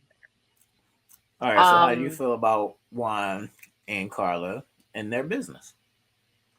I think it's good. I think it's good. I'm glad that he gave her props. Like, it's a lot of Carla's ideas, and she's definitely good in this space. And look at how she's taking charge and being innovative and coming up with the, cool ideas and all of that stuff. And he's just the face and the Right. name and the muscle behind it. I think it's definitely dope. If they could stay on good terms, it could be amazing. But if it starts going fucking left, If you're the why girlfriend, not? are you like, why are you hanging out with your ex-wife? Yeah. If I'm the girlfriend, I'm secure in our situation and our partnership and what we have, and that's what I'm focusing on. If you can tell me that you're going to keep it in, well, obviously I wouldn't have no problem because he wasn't even fucking her then, so he definitely probably ain't gonna. I don't know. It gets No, kind of tricky. It gets kind of tricky because it gets kind of tricky. I've seen situations where, yeah, they wasn't fucking then, but Hmm. something It just happens something happens and they fucking now. and they fucking now. Okay. But you would have to give me a reason to believe that it has stepped into another boundary for you to, for me to like really care. And whether you're being forthcoming, like, hey, Right. listen, I don't know what's happening here, but that truth. Like, I don't know what's happening here, but I'm getting these vibes and I don't See, I know think what's most women, just for the example that I just placed, be like, no, you're not hanging out with that bitch. well, why? Because of the example that I just made. Because, yeah, there's a possibility that something could happen. Okay. Well, then let the universe do its thing and let it happen if it's going to happen. And then we are going to be faced with what are we doing with us, Right. See, right? some people feel like they can control those things, so they feel like Mhm. if I take you out of that situation, then there's no possibility of that happening. So you can feel like you can take somebody out of that situation and that the possibility doesn't, you know, become an issue. Hmm. But then you're gonna go to 3 months later, and it's gonna be another situation that you just can't control. I don't That believe just that. may happen. You don't believe that? No, I do. I don't believe that only because I've seen situations where somebody removed somebody from the situation, and because I didn't have access to that situation, now nothing happened. Right. Nothing happened. I 120% agree with you. Nothing happened in that situation. Right. What I'm saying is for an individual who always feels like they can control something by removing that person from a situation and then nothing ever happens. Yeah, it may not happen with that situation, but give it 3 months and Jilly from Philly might slide through with the bubble butt This is what I and mean. They're going to always remove you from the situation. well, it's gonna be one time you a day late and a dollar short. Okay, it's gonna be one time that you're a day late and a dollar short, and it's not gonna work. You cannot control what the universe has said, Right. like, or what the universe is going to produce. Like, you just That's can't a fact. control that, That's a fact, but I believe that some people believe that they can. right? And listen, it might work for some people, Right. but how do you? I'm going to keep it funky. How do you feel as an individual that you keep having to copy? They feel like I'm controlling my situation. I'm keeping my No. situation what I want it to You be. controlling a situation that's not a genuine situation. But it I is mean, it could be genuine. genuine. Yeah, Right. I mean, that's not necessarily the right thing to say. Okay, yes, it can be genuine, but you're stopping somebody from being who they are, who they Right. want to be, what they might want to experience at that point in time. I don't want to control nobody like that. I want somebody to live exactly how they want to live and be genuine in how they fit into my world. I So, agree. if a person, come across somebody that they're having a great vibration with or they want to do whatever, I'm going to let you control what you see fit. I'm going to see it. I'm going to see it in how you act. I'm going to see it in how you behave. I'm going to see it how you deal with me. And I'm going to see how it ends. And that's See, going to tell me everything I need to know or feel. I agree with you because I'm not a controlling or possessive person and I don't want to be that. Hmm. But I have seen this shit work. Right. That the I, person just controls and right. blocks every. Right. I've seen that too. And I I've mean, seen it work. And I've seen both people stay content in that. listen, when I was younger, I probably, like with my baby daddy, have been in a tennis racket Right. session. Boop, boop, boop, boop, boop. But I was young and I had Right. the energy for that. And I cared too much. Whatever. I don't give a fuck now. Not that I don't give a fuck about that Right. person. Not that I don't give a fuck how it ends or how we deal or whatever the case may be. But you don't I care about don't have controlling the situation. I don't care about controlling the situation and I don't care about another woman. Before I used to care about that. Like the older that I've gotten, I don't give a fuck about no other woman. That's your responsibility to deal with, to maneuver, to block. I ain't blocking shit. I'm gonna Right. let you go ahead and do what you want to do. And if you feel like that's where you want to be and that's where you need to be, more power to you. More power to you. I ain't got the energy for that shit. I don't. It's not even about energy for me. It's just I just don't Mm-hmm. care. Like I just don't want to do it. Like I just Yeah, don't want to do it. Like I'm not gonna that's be it. monitoring your every move and be monitoring everybody you interact with. I'm just not gonna do Mm-hmm. it. Like Yeah, I don't have other shit to do with my time. that's it.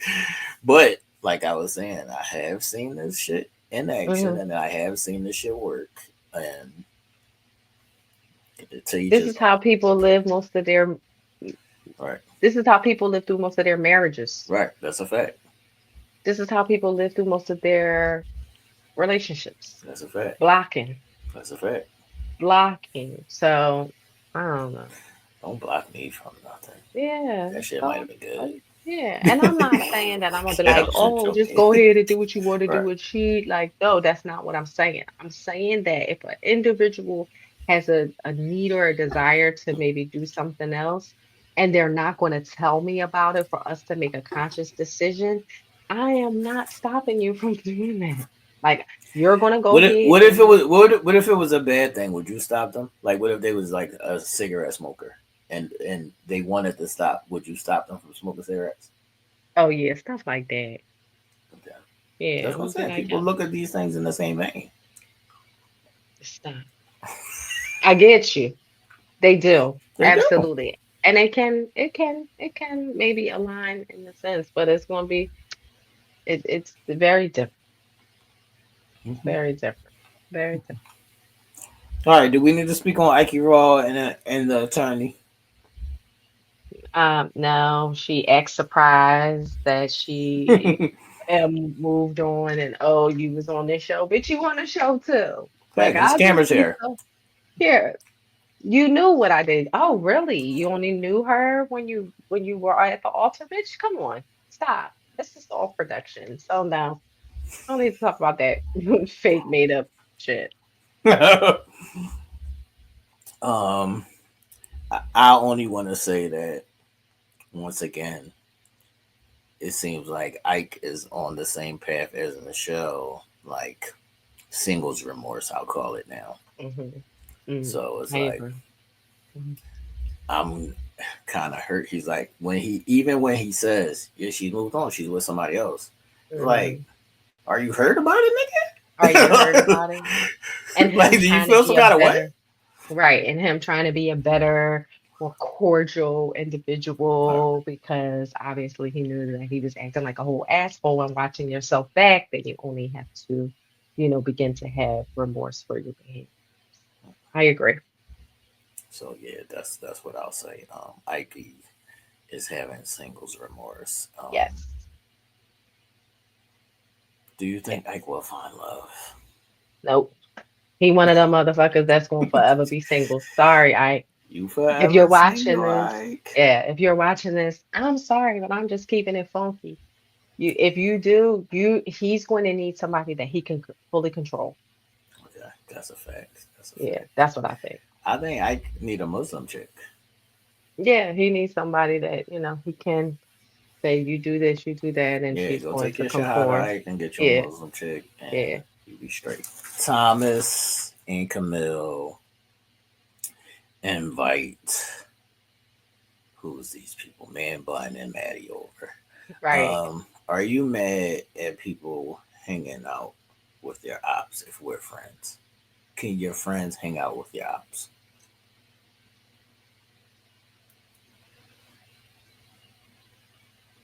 As long as I'm not a topic of discussion, I don't give a fuck. Just don't fucking mention my name when you're around that motherfucker. And then I'll do what you want to do. Like, that's another thing. I can't control what other people do. I ain't gonna make no stink about it. And I ain't gonna make no fuss about it. I'm gonna just say, when you're around that motherfucker, none of my personal business. And the shit that I tell you and I entrust in you, don't fucking don't mention me. My name don't even gotta come up. You like this person so much, then you like this person for who they are, and whatever. Talk about that shit. Don't sit around and fucking bonfire about me.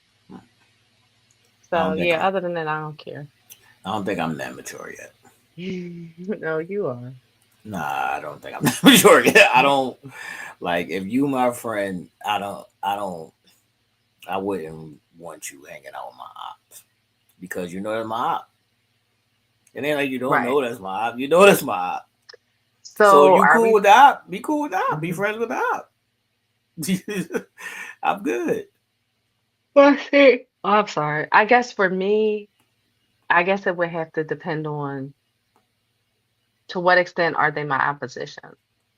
Like, Like Madison and fucking Thomas. This oh, nigga I don't give lied a fuck. and shit and started fucking Shorty.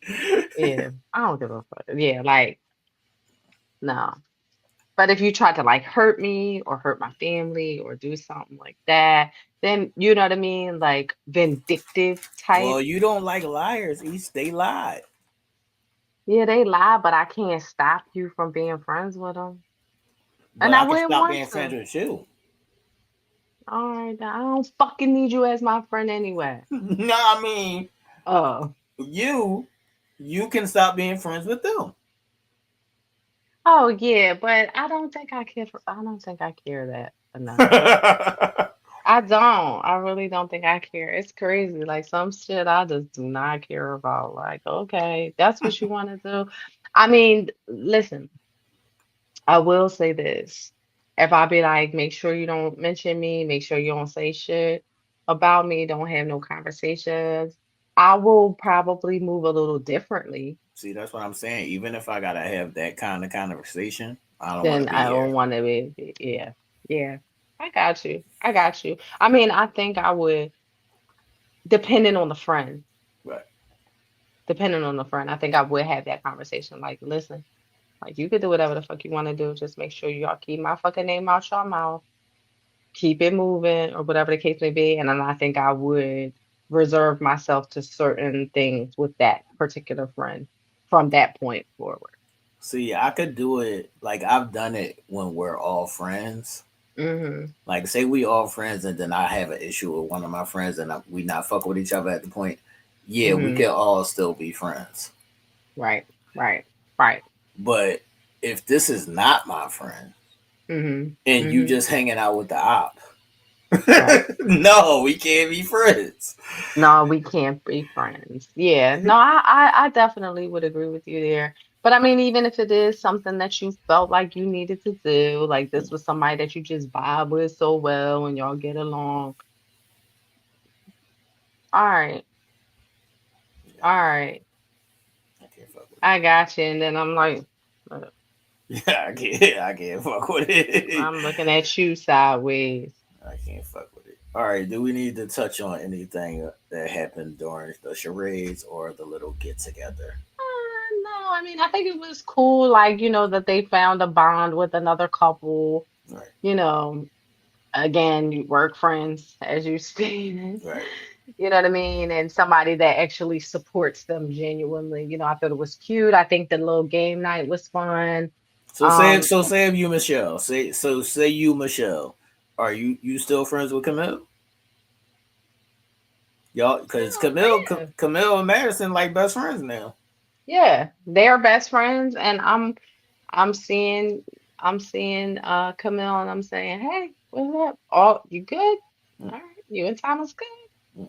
Cool. I'm glad to hear it, Right. and I'm I could asking be if in you your. are you going to hang with Camille? Yeah, I could hang with her, but I'm not entrusting anything Right. with her. She would be no longer a friend, Right. maybe more of an acquaintance. Right. Like, hey, I could see you, I could be cordial, I could ask how you doing, how you been, and not care, but I'm not entrusting anything. I'm not confiding in you. We're not busting it up for, family gatherings or whatever, yeah, if we out and we get a glass of wine together and chit chat about something general, maybe, but you know. Okay, so moving on. Brandom and is she a black Barbie? Is she a what? A black Barbie? Who, M? Yeah. What, in her gown? Right. Yeah, yeah, she kind of looked as such. Mm-hmm. She doesn't look She bad. kind of, she kind of looked as such. Is that not bad luck because it's not a wedding?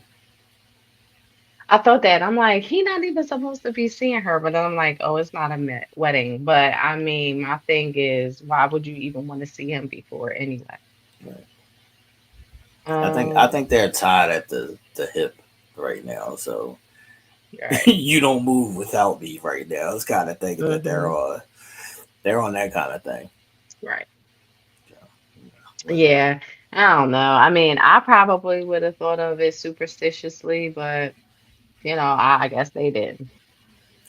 All right. How do you feel about Ike hanging out with the guys that he always shunned throughout the whole Yeah, season? exactly. Ike is just fucking grasping at straws. He's reflecting about how he fucking blew many opportunities for many meaningful relationships this whole season by being a fucking jerk. So he's trying to spin the friend block Being and a trying, dickhead. right. And Being he's a trying dickhead. to, see what he can salvage from that. So that's what I'm saying. This is why I'm asking about the friends because Alan is super close with Thomas, but so is David. Right. That's why I'm saying, what's No, that? that's What's what I'm that? not saying. I'm not friends with y'all niggas. Y'all be friends I with know, each but other. look at how they are. So what's that word that you use all the time? What fucking word do I use all the time?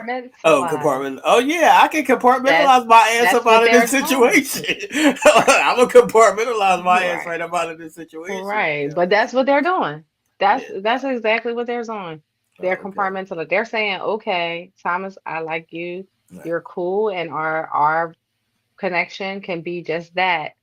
Don't talk about me. I don't want to know nothing about David and Madison. Don't discuss shit with me, and we cool. Like maybe that's what it is. So what happens when the person comes around? Because David about to come. I know, but if we notice, he's skid-diddied. He's skid-diddied. Yeah, you can gracefully bow out. Wait and see what time my chick get off Wait a minute. when I'm out. The Juan still got his TV on the jaw Yes, on that cart. yes. Juan is bugging. Juan still got his TV on the car and he making lasagna again. How many times have we fucking seen Juan make lasagna I'm his not fucking mad at face? lasagna though, because I love Mm, lasagna. So make it I every know. day. I'll eat lasagna Make every it day. everything. I'll eat Yes. lasagna every day. I don't care. Juan is such a creature of habit. That's It's a just fact. basically it. That's a fact. That's a fact. All right.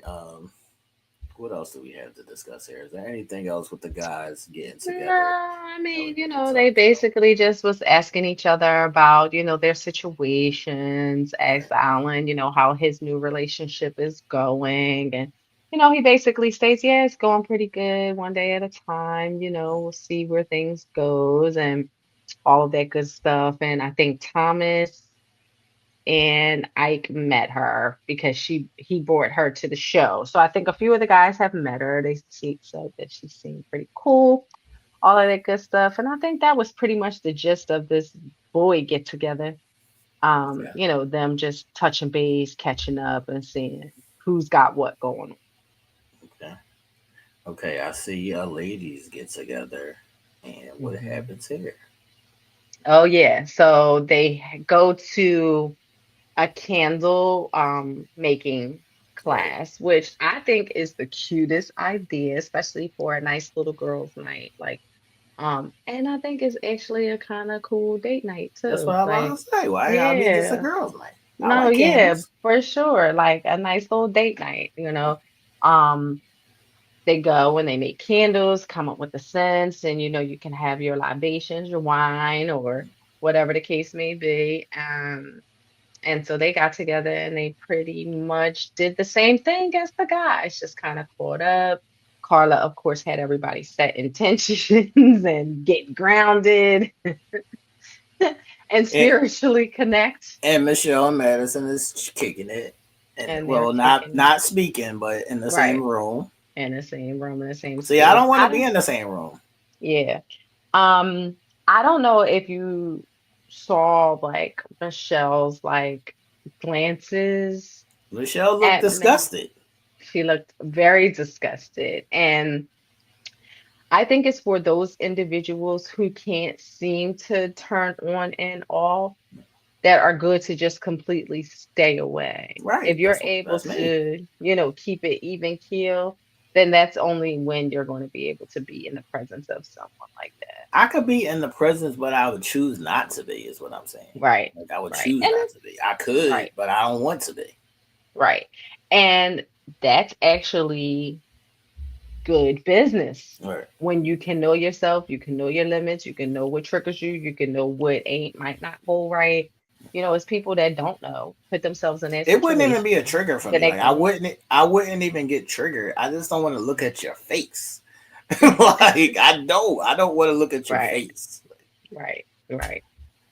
Like, I just don't want to look at your face. I'm cool. Yeah, I got you. I'm the type that when I was going through shit with my friends and I wasn't fucking with somebody, I Hmm. would just walk off. Hmm. I'm gonna holler at you later. Yeah, yeah. Like I'm gonna holler at you later. I'm gonna holler at you later. Hmm. I'm not fucking with boy right now, and I don't want to be Right, around right. him. That's facts. That's facts. And that's what it is. And that's what Um, it is. But it is one thing that Michelle did say in this girls' meeting, and she said that she's trying to let go of her need to control everything okay. and that everybody is not perfect. Do you think when you go into, situations or when you're meeting someone that you're looking for perfection? No, I kind of know that everybody ain't shit. Not that everybody ain't shit, I but mean, that, not that they right. I ain't know what shit, you but mean though. yeah, not that they ain't shit, but just that I know that they're not perfect. Like I know that they're not perfect, or I know that they're not gonna check everything on my checklist. Hmm. So I don't Hmm. go into it like looking for what they check for or whatever. I'm just Right. taking you as you come Right. and letting you Absolutely. show me who you are. Right. Right. And knowing that a person is not perfect, like maybe if Michelle could have realized, okay, he's not perfect. He's not going to check all these boxes that I may want, but let me at least see what boxes he does check to see if the other ones are, you know, if we can negotiate on them a little bit. Like she just fucking completely X them off. And so I get for some people, it's like, okay, I already know that's gonna be a problem for me. Then boom, straight from the gate, I'm gonna X you out. But sometimes you miss opportunities, like you said, by doing it. I never understood like why she went so hard. She went really hard. It just like he disgusted her. Right. Not Like, no, he didn't even discuss her until he started speaking. right, Like at the wedding, she liked him. Everybody was cool until he said, "Yeah, and I smoke. Yeah, and I live in a basement." right, So until he started speaking is when she started feeling disgust. yeah, But right. before that, she was cool with him. She was cool, right, right. So Yeah. I feel like, oh, Michelle. got some I work to just do, feel honey. like, yeah, she's realizing it more than anything Right. now that she has a lot of work to do and that possibly the reason that the shit spiraled out of control the way that it did was because of her behavior. She looked good though. Yeah, yeah, she does. She does look really good. You look good. You look good, Hmm. Michelle. You look good. Hmm. Yeah.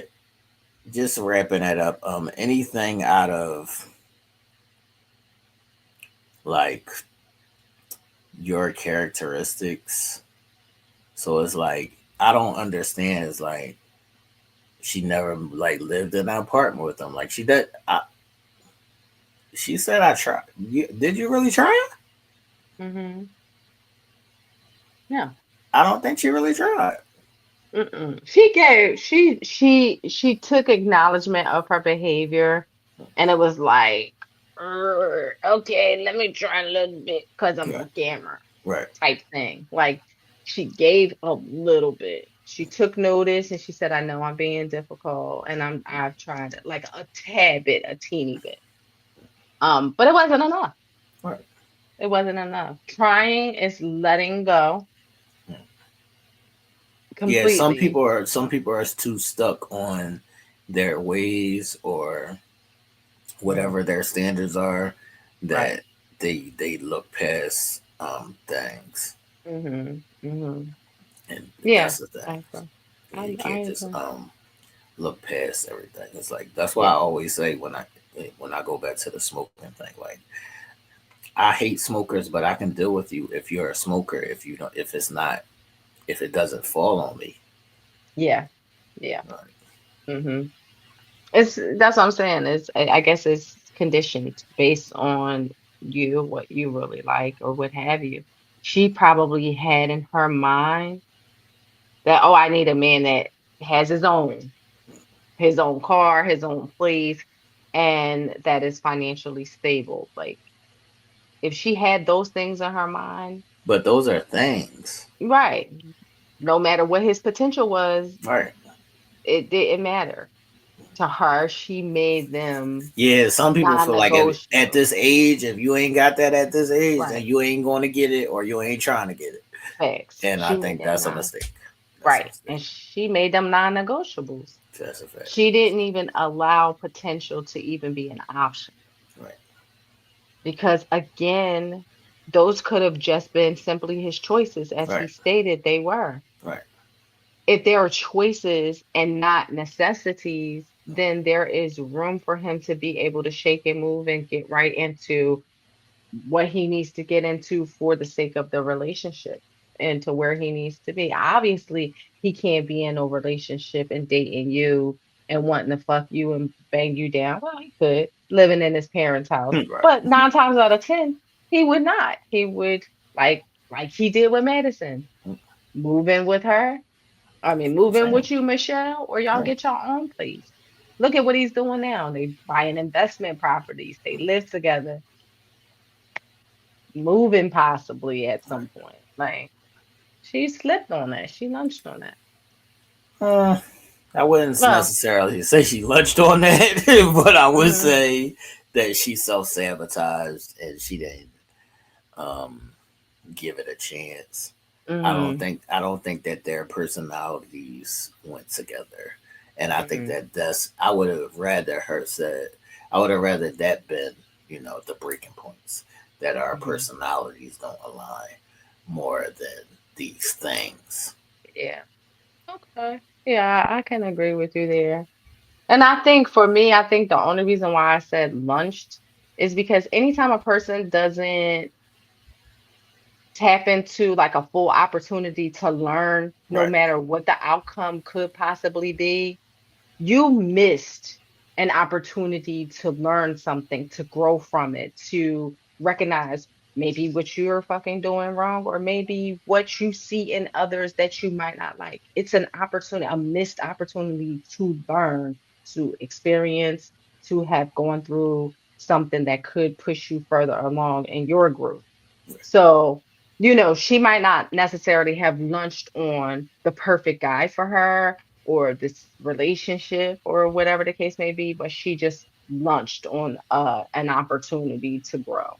okay, okay. Well, she grew a little bit, but just experience shit. I know, just a little bit, just a little bit.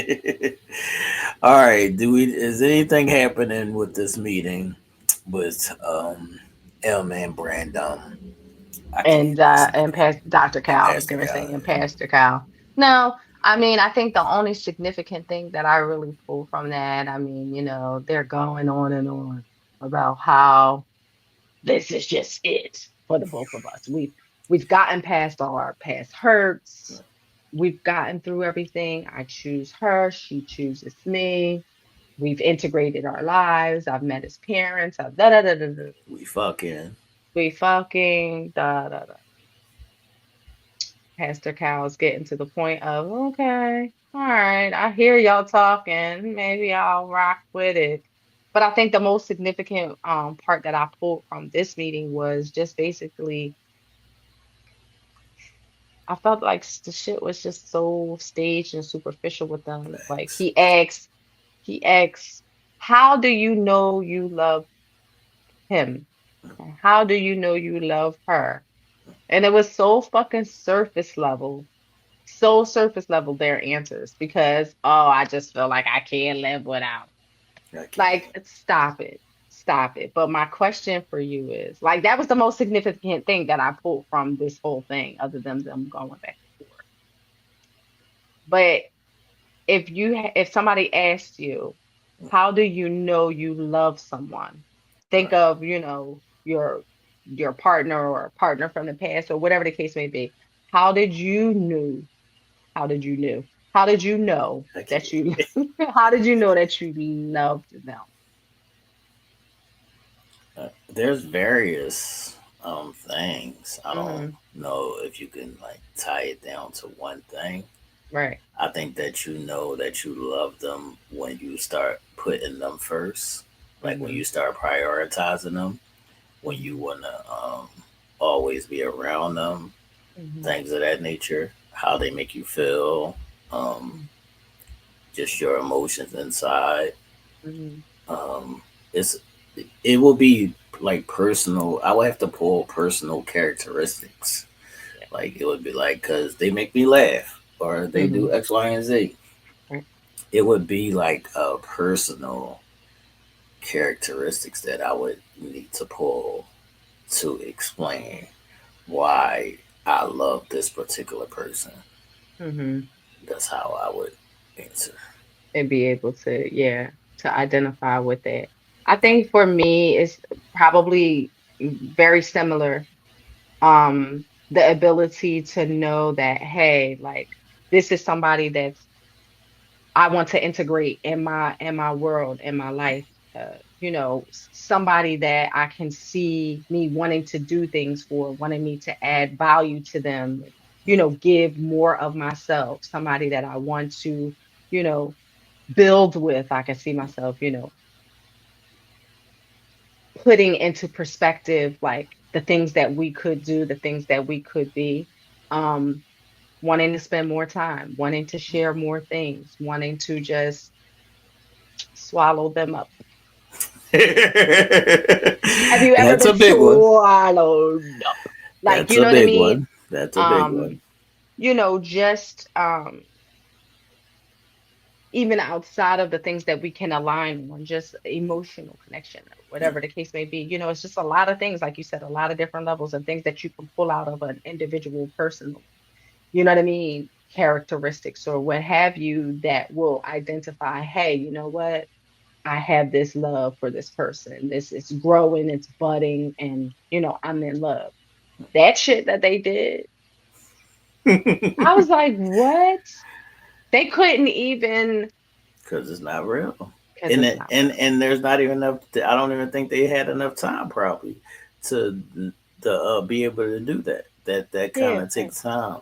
My main thing would be actually the time. Like what I notice a lot, and what I as you get older or as you get seasoned, I would say experienced.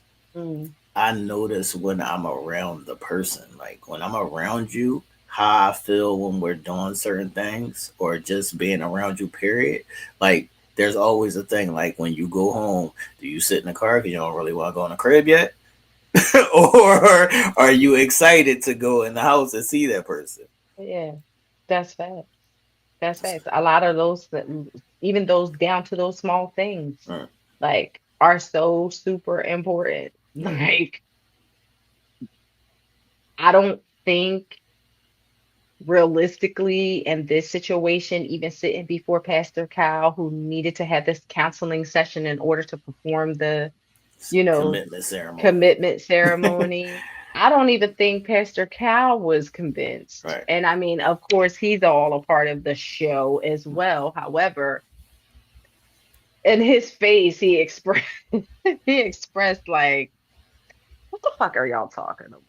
I What the fuck can't. are y'all doing? What are y'all talking I about? can't. I think one of the biggest things or one of the biggest problems is that people be like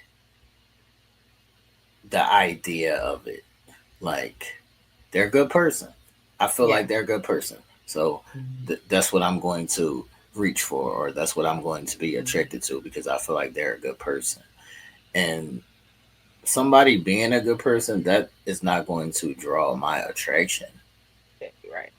Like Yeah. I have to be attracted to things about you as an individual, not just because you're a good person. You're a Right. person. You should be a fucking good person.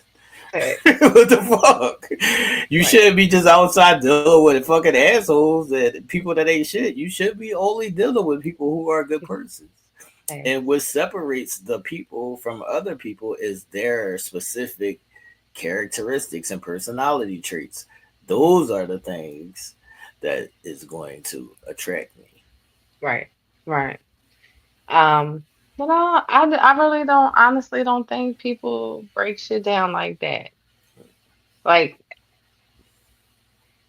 the complete comprehension of shit like that.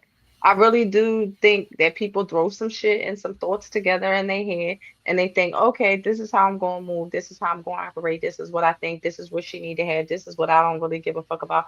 And so be it. We just gonna put this shit all together Right. It just supposed to work. and it's just supposed to work instead of Word. comprehensively sitting down and breaking shit down and thinking things through. Nobody thinks it through. They're going off of pure emotions. Okay, well, this is what I need at this point. And not everybody, and we're not saying, of Not course, everybody. every situation, not everybody, but just for the sake of this here, show and what we're seeing with M and Brandon, that just basically, they just throwing some shit together and trying to make it fit because this is what he needs to move on and get off his sister couch, and this is what she needs to make her whole and complete. And at the And end of you it all, Pastor Kyle said, "Okay, yes, and for the fact that for the face of the show. yeah, And you can't just be comfortable and because you know a person. It's like a lot of times people fall in those spaces of comfort of knowing somebody.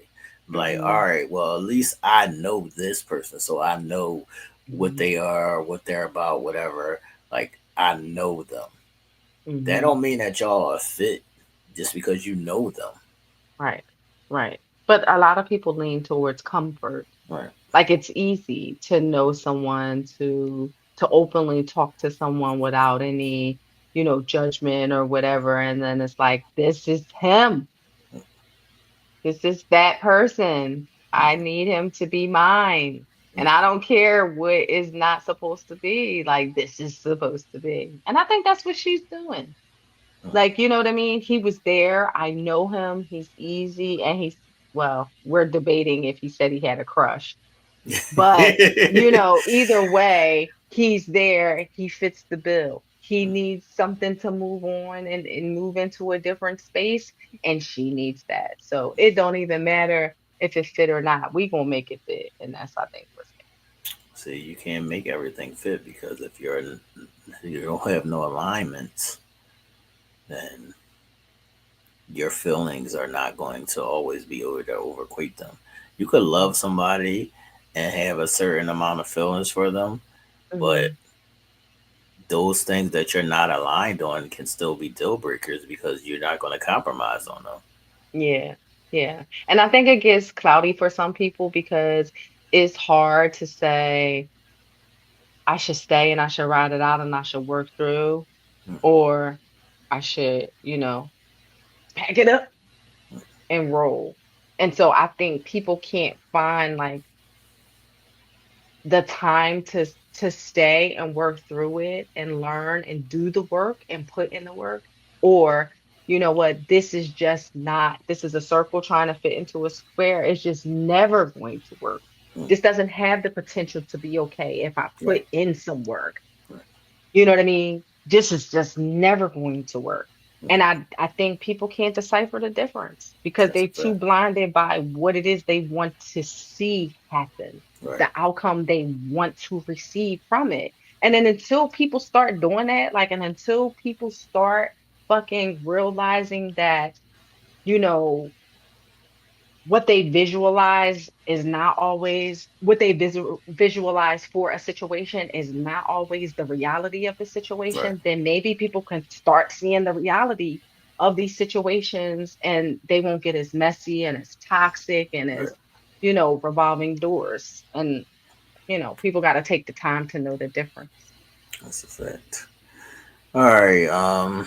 What happens with? Did David ask Madison's dad? Can he marry her or some shit? Yeah, yeah. So he's all hype and he's doing a confessional and he's saying, "Oh, I'm gonna, our parents are getting together and I'm gonna, Where is these rushes coming from? huh? Why is everybody fucking? I gotta get married tomorrow. This is facts. This is facts." And he's like, "I'm going to see Madison's dad, and I'm hoping that he's gonna know, like, I want Madison to be my wife. I will at some point be asking for her hand in marriage." So he does this confessional and kind of gives us an insight as to how this conversation with her dad is going to go. But yeah, pretty much they get together and he pulls them aside and they have a grown man conversation, Okay. and that's what it was. I love her. She is going to be my wife if with your permission. That's all fine and dandy. I just don't understand the tomorrow shit. Like, I know. I and know. some people be like, "Yo, when you feel it, you feel it. You want it, you just go for it." Like, all right, I need to fucking see you in every season. I'm sorry. That's facts. And then not only that, like, can I be committed to you Right. without you having to say I'm your wife or you're Right. my husband? Like, can we be committed strongly, wholly, work through our issues? And if after 2 years you get on my fucking nerves, then I could be like, all right, well, cool. We had fun and we did that. And I'm not tied to you, Facts. by marriage, by some papers where we got to go through a whole bunch of shit unnecessarily. Like, I don't know. I think some people just aspire to be married in any way, shape, or form to feel connected forever to a person. I cannot. You know, That is the ultimate misconception that just hmm because y'all are married don't mean that you're committed. That don't mean that. That just mean that you got married. right. And y'all have some papers, Right. and that you got a ring on your finger, and that people will say, "Oh, you know, That's they're my husband. married. That's my wife. That's my husband. That's my wife." That But don't what mean about that the they things? right. That don't mean that y'all are automatically committed. Like Right. people think that Mhm. you once you get married to somebody, you're automatically committed to them. No, you're not. You're just married to them. Yep. That's facts. That's facts. Hey, bud. But and that what does that matter once the papers are signed? Facts. What does that matter once the papers are signed? I don't give a fuck. Hey, I'm bud. married now. I can't.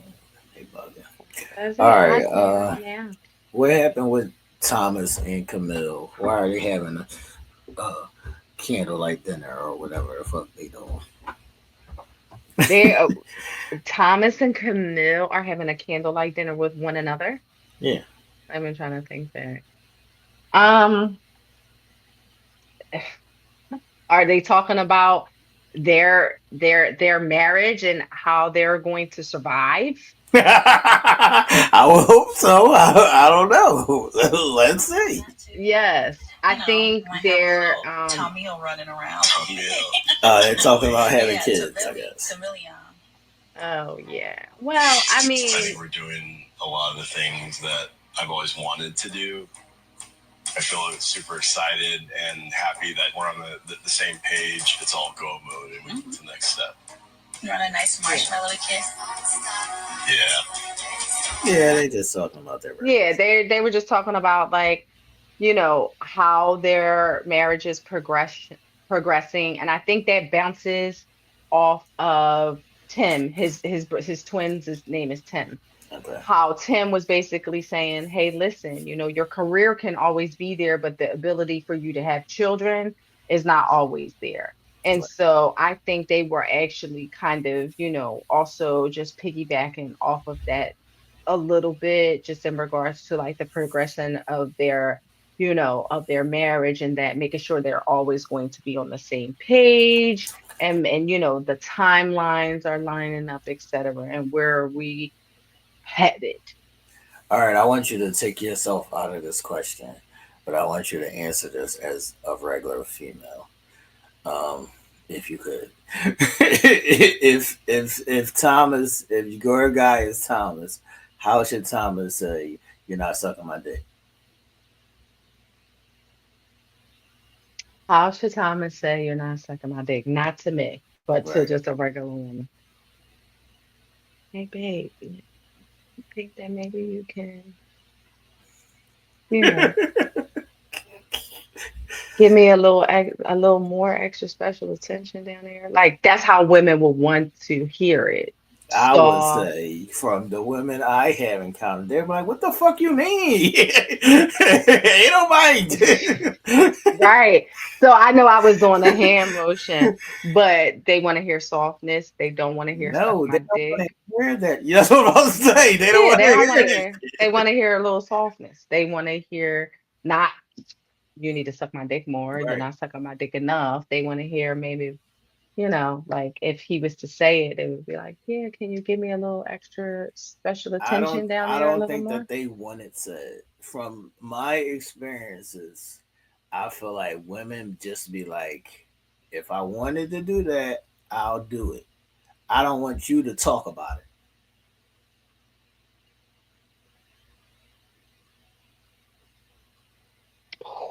Because it. why wouldn't you want to know what it is that your partner is feeling that he's lacking Because they in get your relationship? defensive. Fuck Because that they get defense shit. defensive and they feel like you attacking them or you're saying that they're not enough, they're not doing enough, X, Y, and Z. They get Yeah, defensive.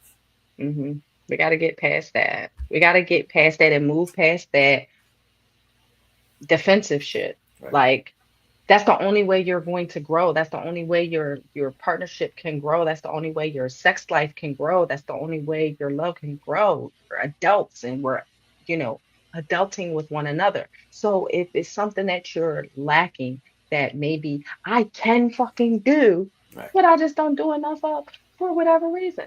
Maybe my fucking jaws hurt. Maybe, Right. I got That's what I'm tooth. saying. In their eyes, they're not lacking. Right. Maybe They my just fucking tooth not hurt doing it. and yeah, and shit, I only sucked your dick twice this week, but you used to 10 times a week. Like I don't fucking know. Then just say that and I could be like, oh damn, yeah, I'm sorry, my fucking tooth was hurting, or you know what I mean? I can't breathe, so I ain't want to suck your dick today. This is why I would prefer the woman who just wants to suck dick. Right. Right. Right. Because they're able to receive that. Because then you could Not be like, even because they're able to receive it, because they just want to do it because that's what they want to do. It's not a thought process, is what I'm saying. It's not right. even nothing to think about. This is just who I am, and this is what the fuck I want to do. Right. And this is what I like to do. Right. Right. Right. And they comfortable when somebody say, okay, well, you a dick sucking machine. You Right. normally suck me 10 times a week, but this week, what the fuck is up? Because you Right. only suck it. What you sucking somebody else dick? Like, because Right. we know you love sucking dick or something like Facts. that. Like, they're just able to, receive things a little bit, That's a better. fact. And like you said, not so much receiving it, but just understanding Right. when something is being said and not jumping on the defensive about it, saying, "Oh shit, you're right. Well, let me tell you why. Matter of fact, let me clear up this sinus infection so that I could get back to business because this shit's driving me nuts." Like Facts. that type of. And that's all. And that's all really that needs to happen is the explanation. Because if I know there's a reason why you're not doing it, then I'm not tripping. But if I don't know and I just think that you're not doing it just off of GP, then yeah, now I got a fucking attitude. Right, right. Yeah, What the that's fuck? facts. That's facts. But I will say I was very surprised that Thomas was the one that spoke on the lack of passion or the lack of connection. Like I fucking wasn't, because I've been telling you he ain't get you his dick have, I sucked. know. You have. I was very surprised. I was very, very surprised. You saw how excited he was about, yeah, I love eating her pussy. I eat her pussy all the time. Hmm. He was happy Yes, as shit. he was. He was for sure. He was for sure. Sidebar, I love that little mini s'mores maker. I need one of those in my life. All Right, right. right. All right. Then Ike was on the phone with his mom. Do we know what that was about?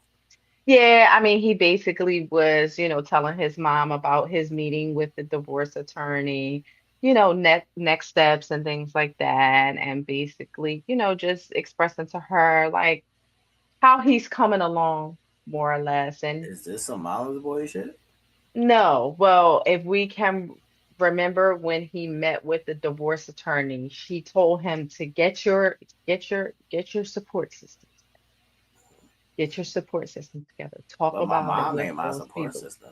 Well, I don't have no fucking friends since I see. what he told his little brother, like, it's hard making new friends in the city. I don't Right, really right. have many friends. He doesn't have many friends. So his mama obviously is somebody that he is turning to and confiding in during this divorce time, which is so That's what I'm about to say. traumatizing. This ain't a regular divorce. It ain't like you this somebody that you love that y'all had 20 years in and then you get divorced and Exactly. like you shouldn't even need a support system in this fucking instance. Facts. That's why I'm like, what? That's why I'm like, this is all set up because Right, the fucking divorce attorney is telling you this. Like, she know the situation. right, What are we talking about here? Just fucking do this shit. right. But yeah, she told him to get a support system. So basically, his mom was his support at this time. He was talking through all of that stuff and where he is and because she said, how do you feel? How are you feeling on the Right, inside? right. Whatevs. That's what that whole conversation was about. So, mom said just get the divorce done so that you can move on with your life. Well, I wish he would because he's like a fucking basket case. Like fucking Yeah, M broke his heart or some shit. yeah, I don't fucking understand. You was a fucking dick and a fucking asshole to her to the right, whole fucking season, and now you're fucking upset that she has a new boyfriend. It's like one of them kind of instances where somebody break up and they see somebody with somebody and I'm like, "Were you with them the whole time?" And oh my god, how did you right. move on so fast, nigga? You was never with the bitch. Like what the fuck? Yeah, that's facts. That's facts. That's facts. But, I don't know. I I don't know. I don't know. I I don't don't know how understand he all these hurt feelings. Like, right, that's what I'm saying. I think again, like you said earlier, he traded places with Michelle, or he's on the same level as Michelle right now, and this is what they're leaning into. This hurt. I now I feel the hurt. I can't. All right, let's go to this stupid ass commitment ceremony and wrap this shit up, man. I'm gonna miss all these guys. Yeah, I am gonna miss this crew. Yeah, I'm not gonna lie. I'm gonna miss the yeah, crew. they were good. Yeah, they were good as a crew, not as couples. Right. As a Yeah. crew, they were cool. Right. Um, so we get to this commitment ceremony. Michelle is still eyeballing David and Madison, and Juan and Carla is sitting somewhat close, but not. I still think it's still like a chair in the middle of them. Like sit Yeah. next to me. It ain't that fucking serious. Right. Right. It's weirdos. And Brandon is coming in with his stupid ass smile. He's so excited that he pulled the fucking trap on this nigga like Dre Michelle out this Yeah. motherfucker. Wild as shit. Wild as shit. He putting the trap down on him, and she don't even Mm-hmm. fucking know what's going on. She just fucking happy that somebody like her. Right. It's crazy, man. And Solo Maddie had on her Jezebel red. I can't. Yo, she always wear her Jezebel red. So Although red mad. is my favorite color, that's our Right, favorite color, but she always wearing red. right. Yeah, she gotta chill. That's her Yeah. transaction color. That's her transit. That's all I'll say. It's her transaction color. That's her transaction color. All right, how do you feel about the commitment ceremony? It was generic. It was okay for what it was. I think it was nonsense. Um, Staged, obviously, we know that. But I think for those individuals who need to profess their love in some way, shape, or form, those type of ceremonies can be cool. In this situation, everybody just went How would you along with it profess your because it was love? in. How would you I, profess your love? I'm a doer. As I don't need to speak. I don't need to speak it and That's what I'm tell saying. people and I'm a doer. I'm going to show you every single day my commitment to you, my love for you, my love for our partnership, and how we can continue and how we going to progress. That's how I profess my love by action. Are you a show pony? Like what? Like I need to Like, everybody to know. yeah, like do you show out in front of company? Oh, what you mean? Like my man, my man, my man. Right. Oh no, because my company, no, my company don't give a fuck anyway. The motherfuckers that I hang around, they don't care anyway. Even if I was, they'd be like, "East, bitch, shut the fuck up." Like that's what my folks would say because you know I'm not with or around anyone that would be in my space that I have to put on airs for, like, or have to show off anything. They know me, they know maybe my person or whatever, and those people that come over are close knit and tight or whatever. I don't have to do that. I don't have to put on that. So no. Mm-mm. Yeah, I don't like that. Yeah. All right. Anything else we need to handle here? Um, no, I mean you pretty much touched it. Michelle was giving dirty looks. Everybody, Thomas hitting him in his fucking face. I mean, everybody, was just them, and they had their little commitment ceremony. I don't think anything happened after. Did they mingle? Oh, please discuss Michelle pulling David to the side.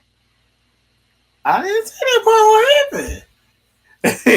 Tell me what Okay. happened. All right. So after the ceremony, we go into the more social gathering portion of the event and A, re- everybody's a, like a singing fake reception. a fake reception. And everybody's mingling and talking or whatever the case may be, and the lovebirds are just loving on each other. That's what I'm about to say. I will say that M looks better happy. She does. Oh, okay. Yes, I would have to agree with you there. She does.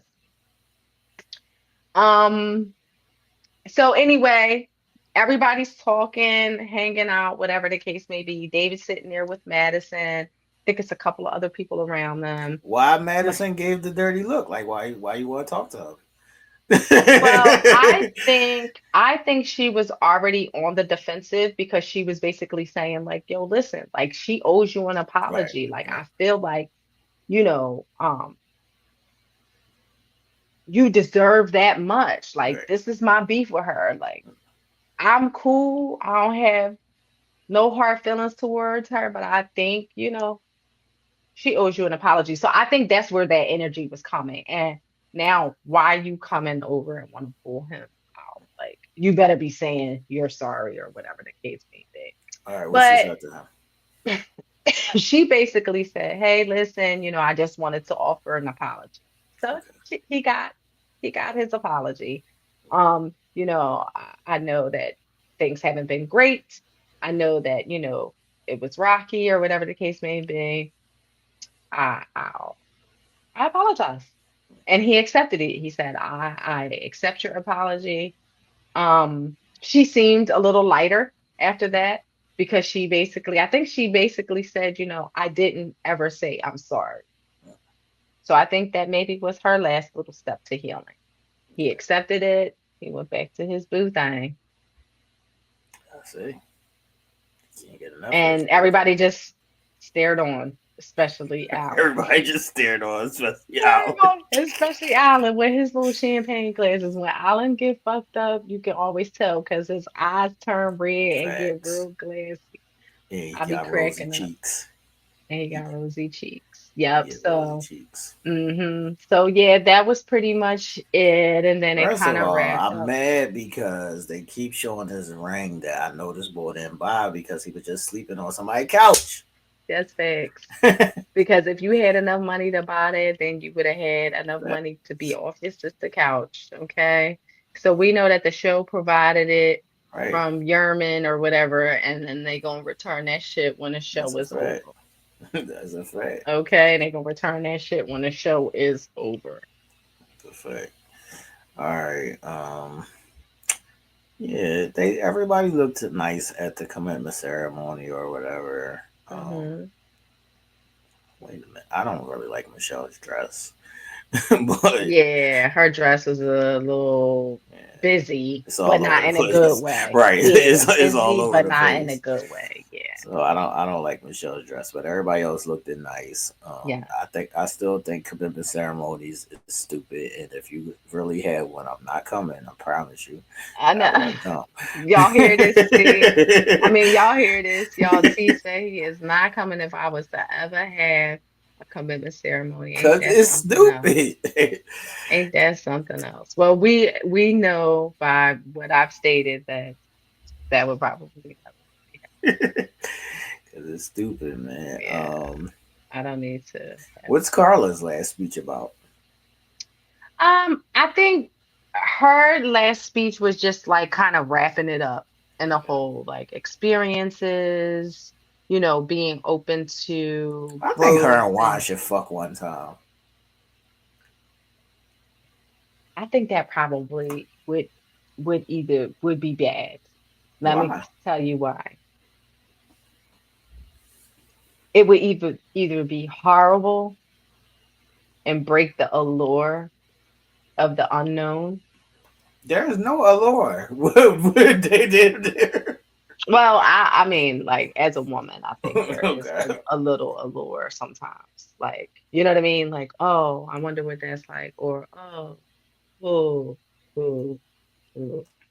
You know what I mean? No, you don't. This is See, no this is that why.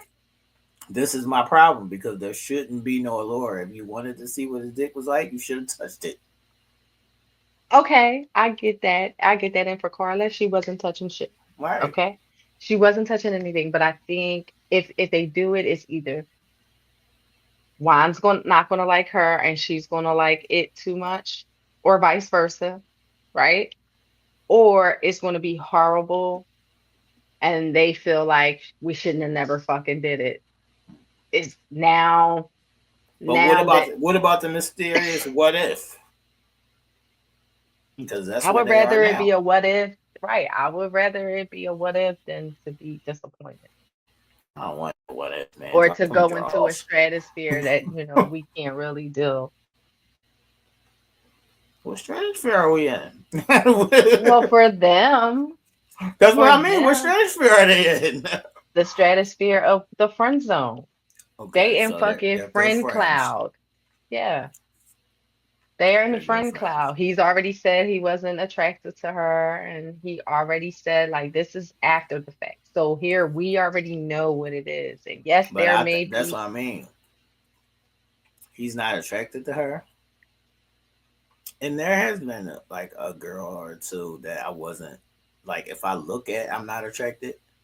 But when we fucked, it it was was fucking. great. Right, that's what I'm saying. So it was great. But that is the chance that you take. So that's what I'm saying. You would be taking a chance for it to either be great and you liking it, one person liking it more than another, one person maybe catching feelings, whatever the case may be. Not maybe not even one and done. Like I want it all the time Okay, after that first time. what's the Right. problem? Why I'm probably like, no, I got a bitch. No, no, I got a bitch. I just gave you some sympathy dick because you wanted to try it so bad and you was looking good to try. But you don't think Carla would be satisfied with that? Nah, yeah, she would be satisfied. But Yeah. I'm just saying the possibility of. So, in a scenario, even outside of Carla and Juan, there's a possibility one could like it more than the other, one could not like it, it could be trash, and Right, now it's but just in your no, mind. no matter what happens, I think we are now. I would rather be more satisfied in knowing what it was than not knowing. See, I'm okay with what if. I'm okay with what if. I'm okay with what if. I think that they like there was never any tension there during the season, but I feel like there is tension there now. Yes, it's awkwardness. Right. So It's we so need to it's the fuck. awkward. It's the awkwardness. You think the fucking would remove the awkwardness? Yes. Look, what if both of them could hate it and be like, "Yeah, we made the right decision. We shouldn't be together." And now we cool. Now we can just go on and be cool. Hmm. I see it, man. I don't understand. Yeah, I get it. I do get that, but hmm, I don't know. I feel like for them too, yeah, no, they need to stay away from What if Carla sucked them off and he was like, "Oh, I didn't know. My bad, Carla." that. This is just amazing. This is Yeah. just great. Um, I mean, hey, listen, that could be just what is needed. Right. This is why, those things should definitely be explored sometimes Right. because that might be just the spark you need to ignite that connection. Right. Well, Wancho, maybe Carla can give. listen to your boy Wancho. Go ahead. Uh-huh. Go ahead. Test drive that John. Right. And maybe Carla can, ignite some of that over to Camille. Right. Right. Facts. Because she ain't doing shit. Uh-huh. Go ahead and test drive that John. Thanks. All right, Thanks. people. Wrapping up. It's been a crazy ride throughout the Mhm. season. Mhm. Even though we only have one couple that stayed married, we see that two other couples are on the verge of marriage. So I guess we're at a 50-50 clip somehow, some way. We're still at a 50-50 clip, which is good. Mm. Which is good. Because as Wancho stated, only 20% of the couples actually stay married. Right. So if we're at a 50% clip that somebody is married, whether it be the couples they put together or not, we did pretty good. Right. We did pretty good. And don't ever underestimate how hard of a process this is actually Mhm. marrying somebody the first time you see their face. It's not like other things where we had talks and we got to know each other. Maybe we didn't see each other, but we were still in some kind of conversation. This is Right. just flat out. I see your face at the fucking altar. Mhm. So And kudos to all the participants because that's a hard thing to do. And just getting to know each other and trying to find your way. So kudos to all the participants is what I want to say. yeah. Yeah. What's your last thoughts on the season and the people? On the season and the people. No, I think this season was pretty dope. Like I enjoyed the entertainment of it all. I enjoyed the lessons that we pulled from it, some things that we learned, maybe that we might want to do differently ourselves. And so I think that they provided a lot of good talking points for real life shit, which is good. You know what I mean? Um, as for them, I would love to see where they are maybe another year down the line to see if even the newer couples outside of Camille and Thomas stay together or are together and all of that good stuff. And we'll see how maybe next season wraps up. Maybe more couples will stay together. I just feel like sometimes, you know they try so hard for a storyline that they lose a lot of the realness. Well, we wouldn't have to try so hard if the doctors or experts would have been more present, Right. and we wouldn't have had to go so far down these shitholes Yeah. that there was no recourse or no rebounding from. Hmm. Like even with Ike and M, their situation could have been handled very much earlier. So whereas though we're not at a point where I hate him. He hate me. Right. Like we didn't have to go that far Right. if the doctors and the experts would have stepped in a little bit sooner. We would Right. have been able to work through this. Mm-hmm. So I'll say that on that point. But you can go ahead and Yeah. finish. Yeah, I agree. And I mean, just overall, I think it was a good season. I really enjoyed it, and I enjoyed going through the whole process with you guys and just, experiencing it together. So that was fun, and I'm actually excited for the next season. I hope that is, a good season as well, and that we got Say some that good we hope that characters. we get another season. So we need y'all to continue to Right. watch and keep the ratings where they need to be so that we can get another season Season, because that's they right. will take this shit off and put on another baddie show and we don't want Yes. And these type of shows are the shows that are needed for right, these conversations to right. happen. So for sure. That's a fact. So shout out to Married at First Sight. I hope that we get another season. Yeah, they haven't made any announcements yet. Nah, I haven't heard anything yet. So I hope we get another season. I hope that they bring Rudy back because she was great as well. Thank you to you for going along this journey with me. Yes, of course, of course. And yes, actually, not to cut you off, hold your thought, but there will be a season 19 Okay. out of Austin, Texas. It will air late summer, early fall of this year. And Thank again, you. that's out of Austin, Texas. So that's a little I, spoiler. I want to say Um, shout out to Texas because I heard that the Texas ladies are a little different. oh yes. And another fact is that season 19 will air on Peacock as it has moved See, I don't know from if I like that. Lifetime.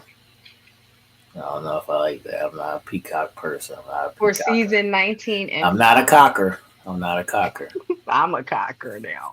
You a cocker now? Oh shit, Isha's a cocker, y'all. Yo, you could tell when I'm delirious because I just be talking silly and shit. But yes, they did say that season 19 will now air on Peacock. Season 19 and beyond. Yeah. Any season after that will be on Peacock, no longer on Lifetime. So that should be interesting. Okay, I hope that we still get the same extras because even though they weren't present this season, they are good at what they do when they do it. So I hope that the experts follow along with the show and Mhm. everything stays the same. Stays the Like we same. said, we spoke on the things that we think they should implement. So hopefully they get it right over at Mhm. Peacock. Peacock, I'll give you a try. But if you Right. start that commercial after every 2 minutes shit, I'm gonna fucking fuck somebody up. I'm telling you. Yeah, facts. Facts. Well, I get Peacock free through Xfinity, and I think I just might pay like the little extra for the ads not to be around because I can't do ads. That's a I'm too fact. bougie. I'm too bougie. I'm too bougie for ads. I can't. I will turn shit off real That's a quick. So fact. I got a DVR shit so I can fast forward through the commercials or whatever. I can't watch it live. That's a I can't. I'm fact. I sorry. can't I do it. can't. I can't I do it. can't do it. You be like, wait a minute, somebody's about to say something, and y'all just went right into a fucking Fucking ad. commercial, right? You fucking up the whole flow of shit. I can't do. So it should be interesting to see what the new season will bring. So I'm glad we are getting a season 19. That's a I'm fact. glad. I'm glad. That's a fact. All right, people. As always, make sure y'all hit that thumbs up button, like and share the video. Put y'all thoughts in the chat and or the comment section. If you are not caught up, make sure you catch up and watch all the episodes. And let us know your thoughts. And let us know what you think. Let us know who's your favorite, X, Y, and Mm, Z. Let us yeah. know if you love our recaps. Let us know what's your thoughts. People speak, speak, speak, speak, speak. People just speak, man. Don't hurt nobody to speak and express your thoughts, man. Just speak and express your thoughts. We need Oh, more of that in the world. yes. As I always say, you always say communication, but you never communicate. Mhm. So here's your opportunity to do it. Um, Once again, thank you. Miss Montana. And thank you. And until the next time, we'll see y'all, man. Have a good one. Deuces.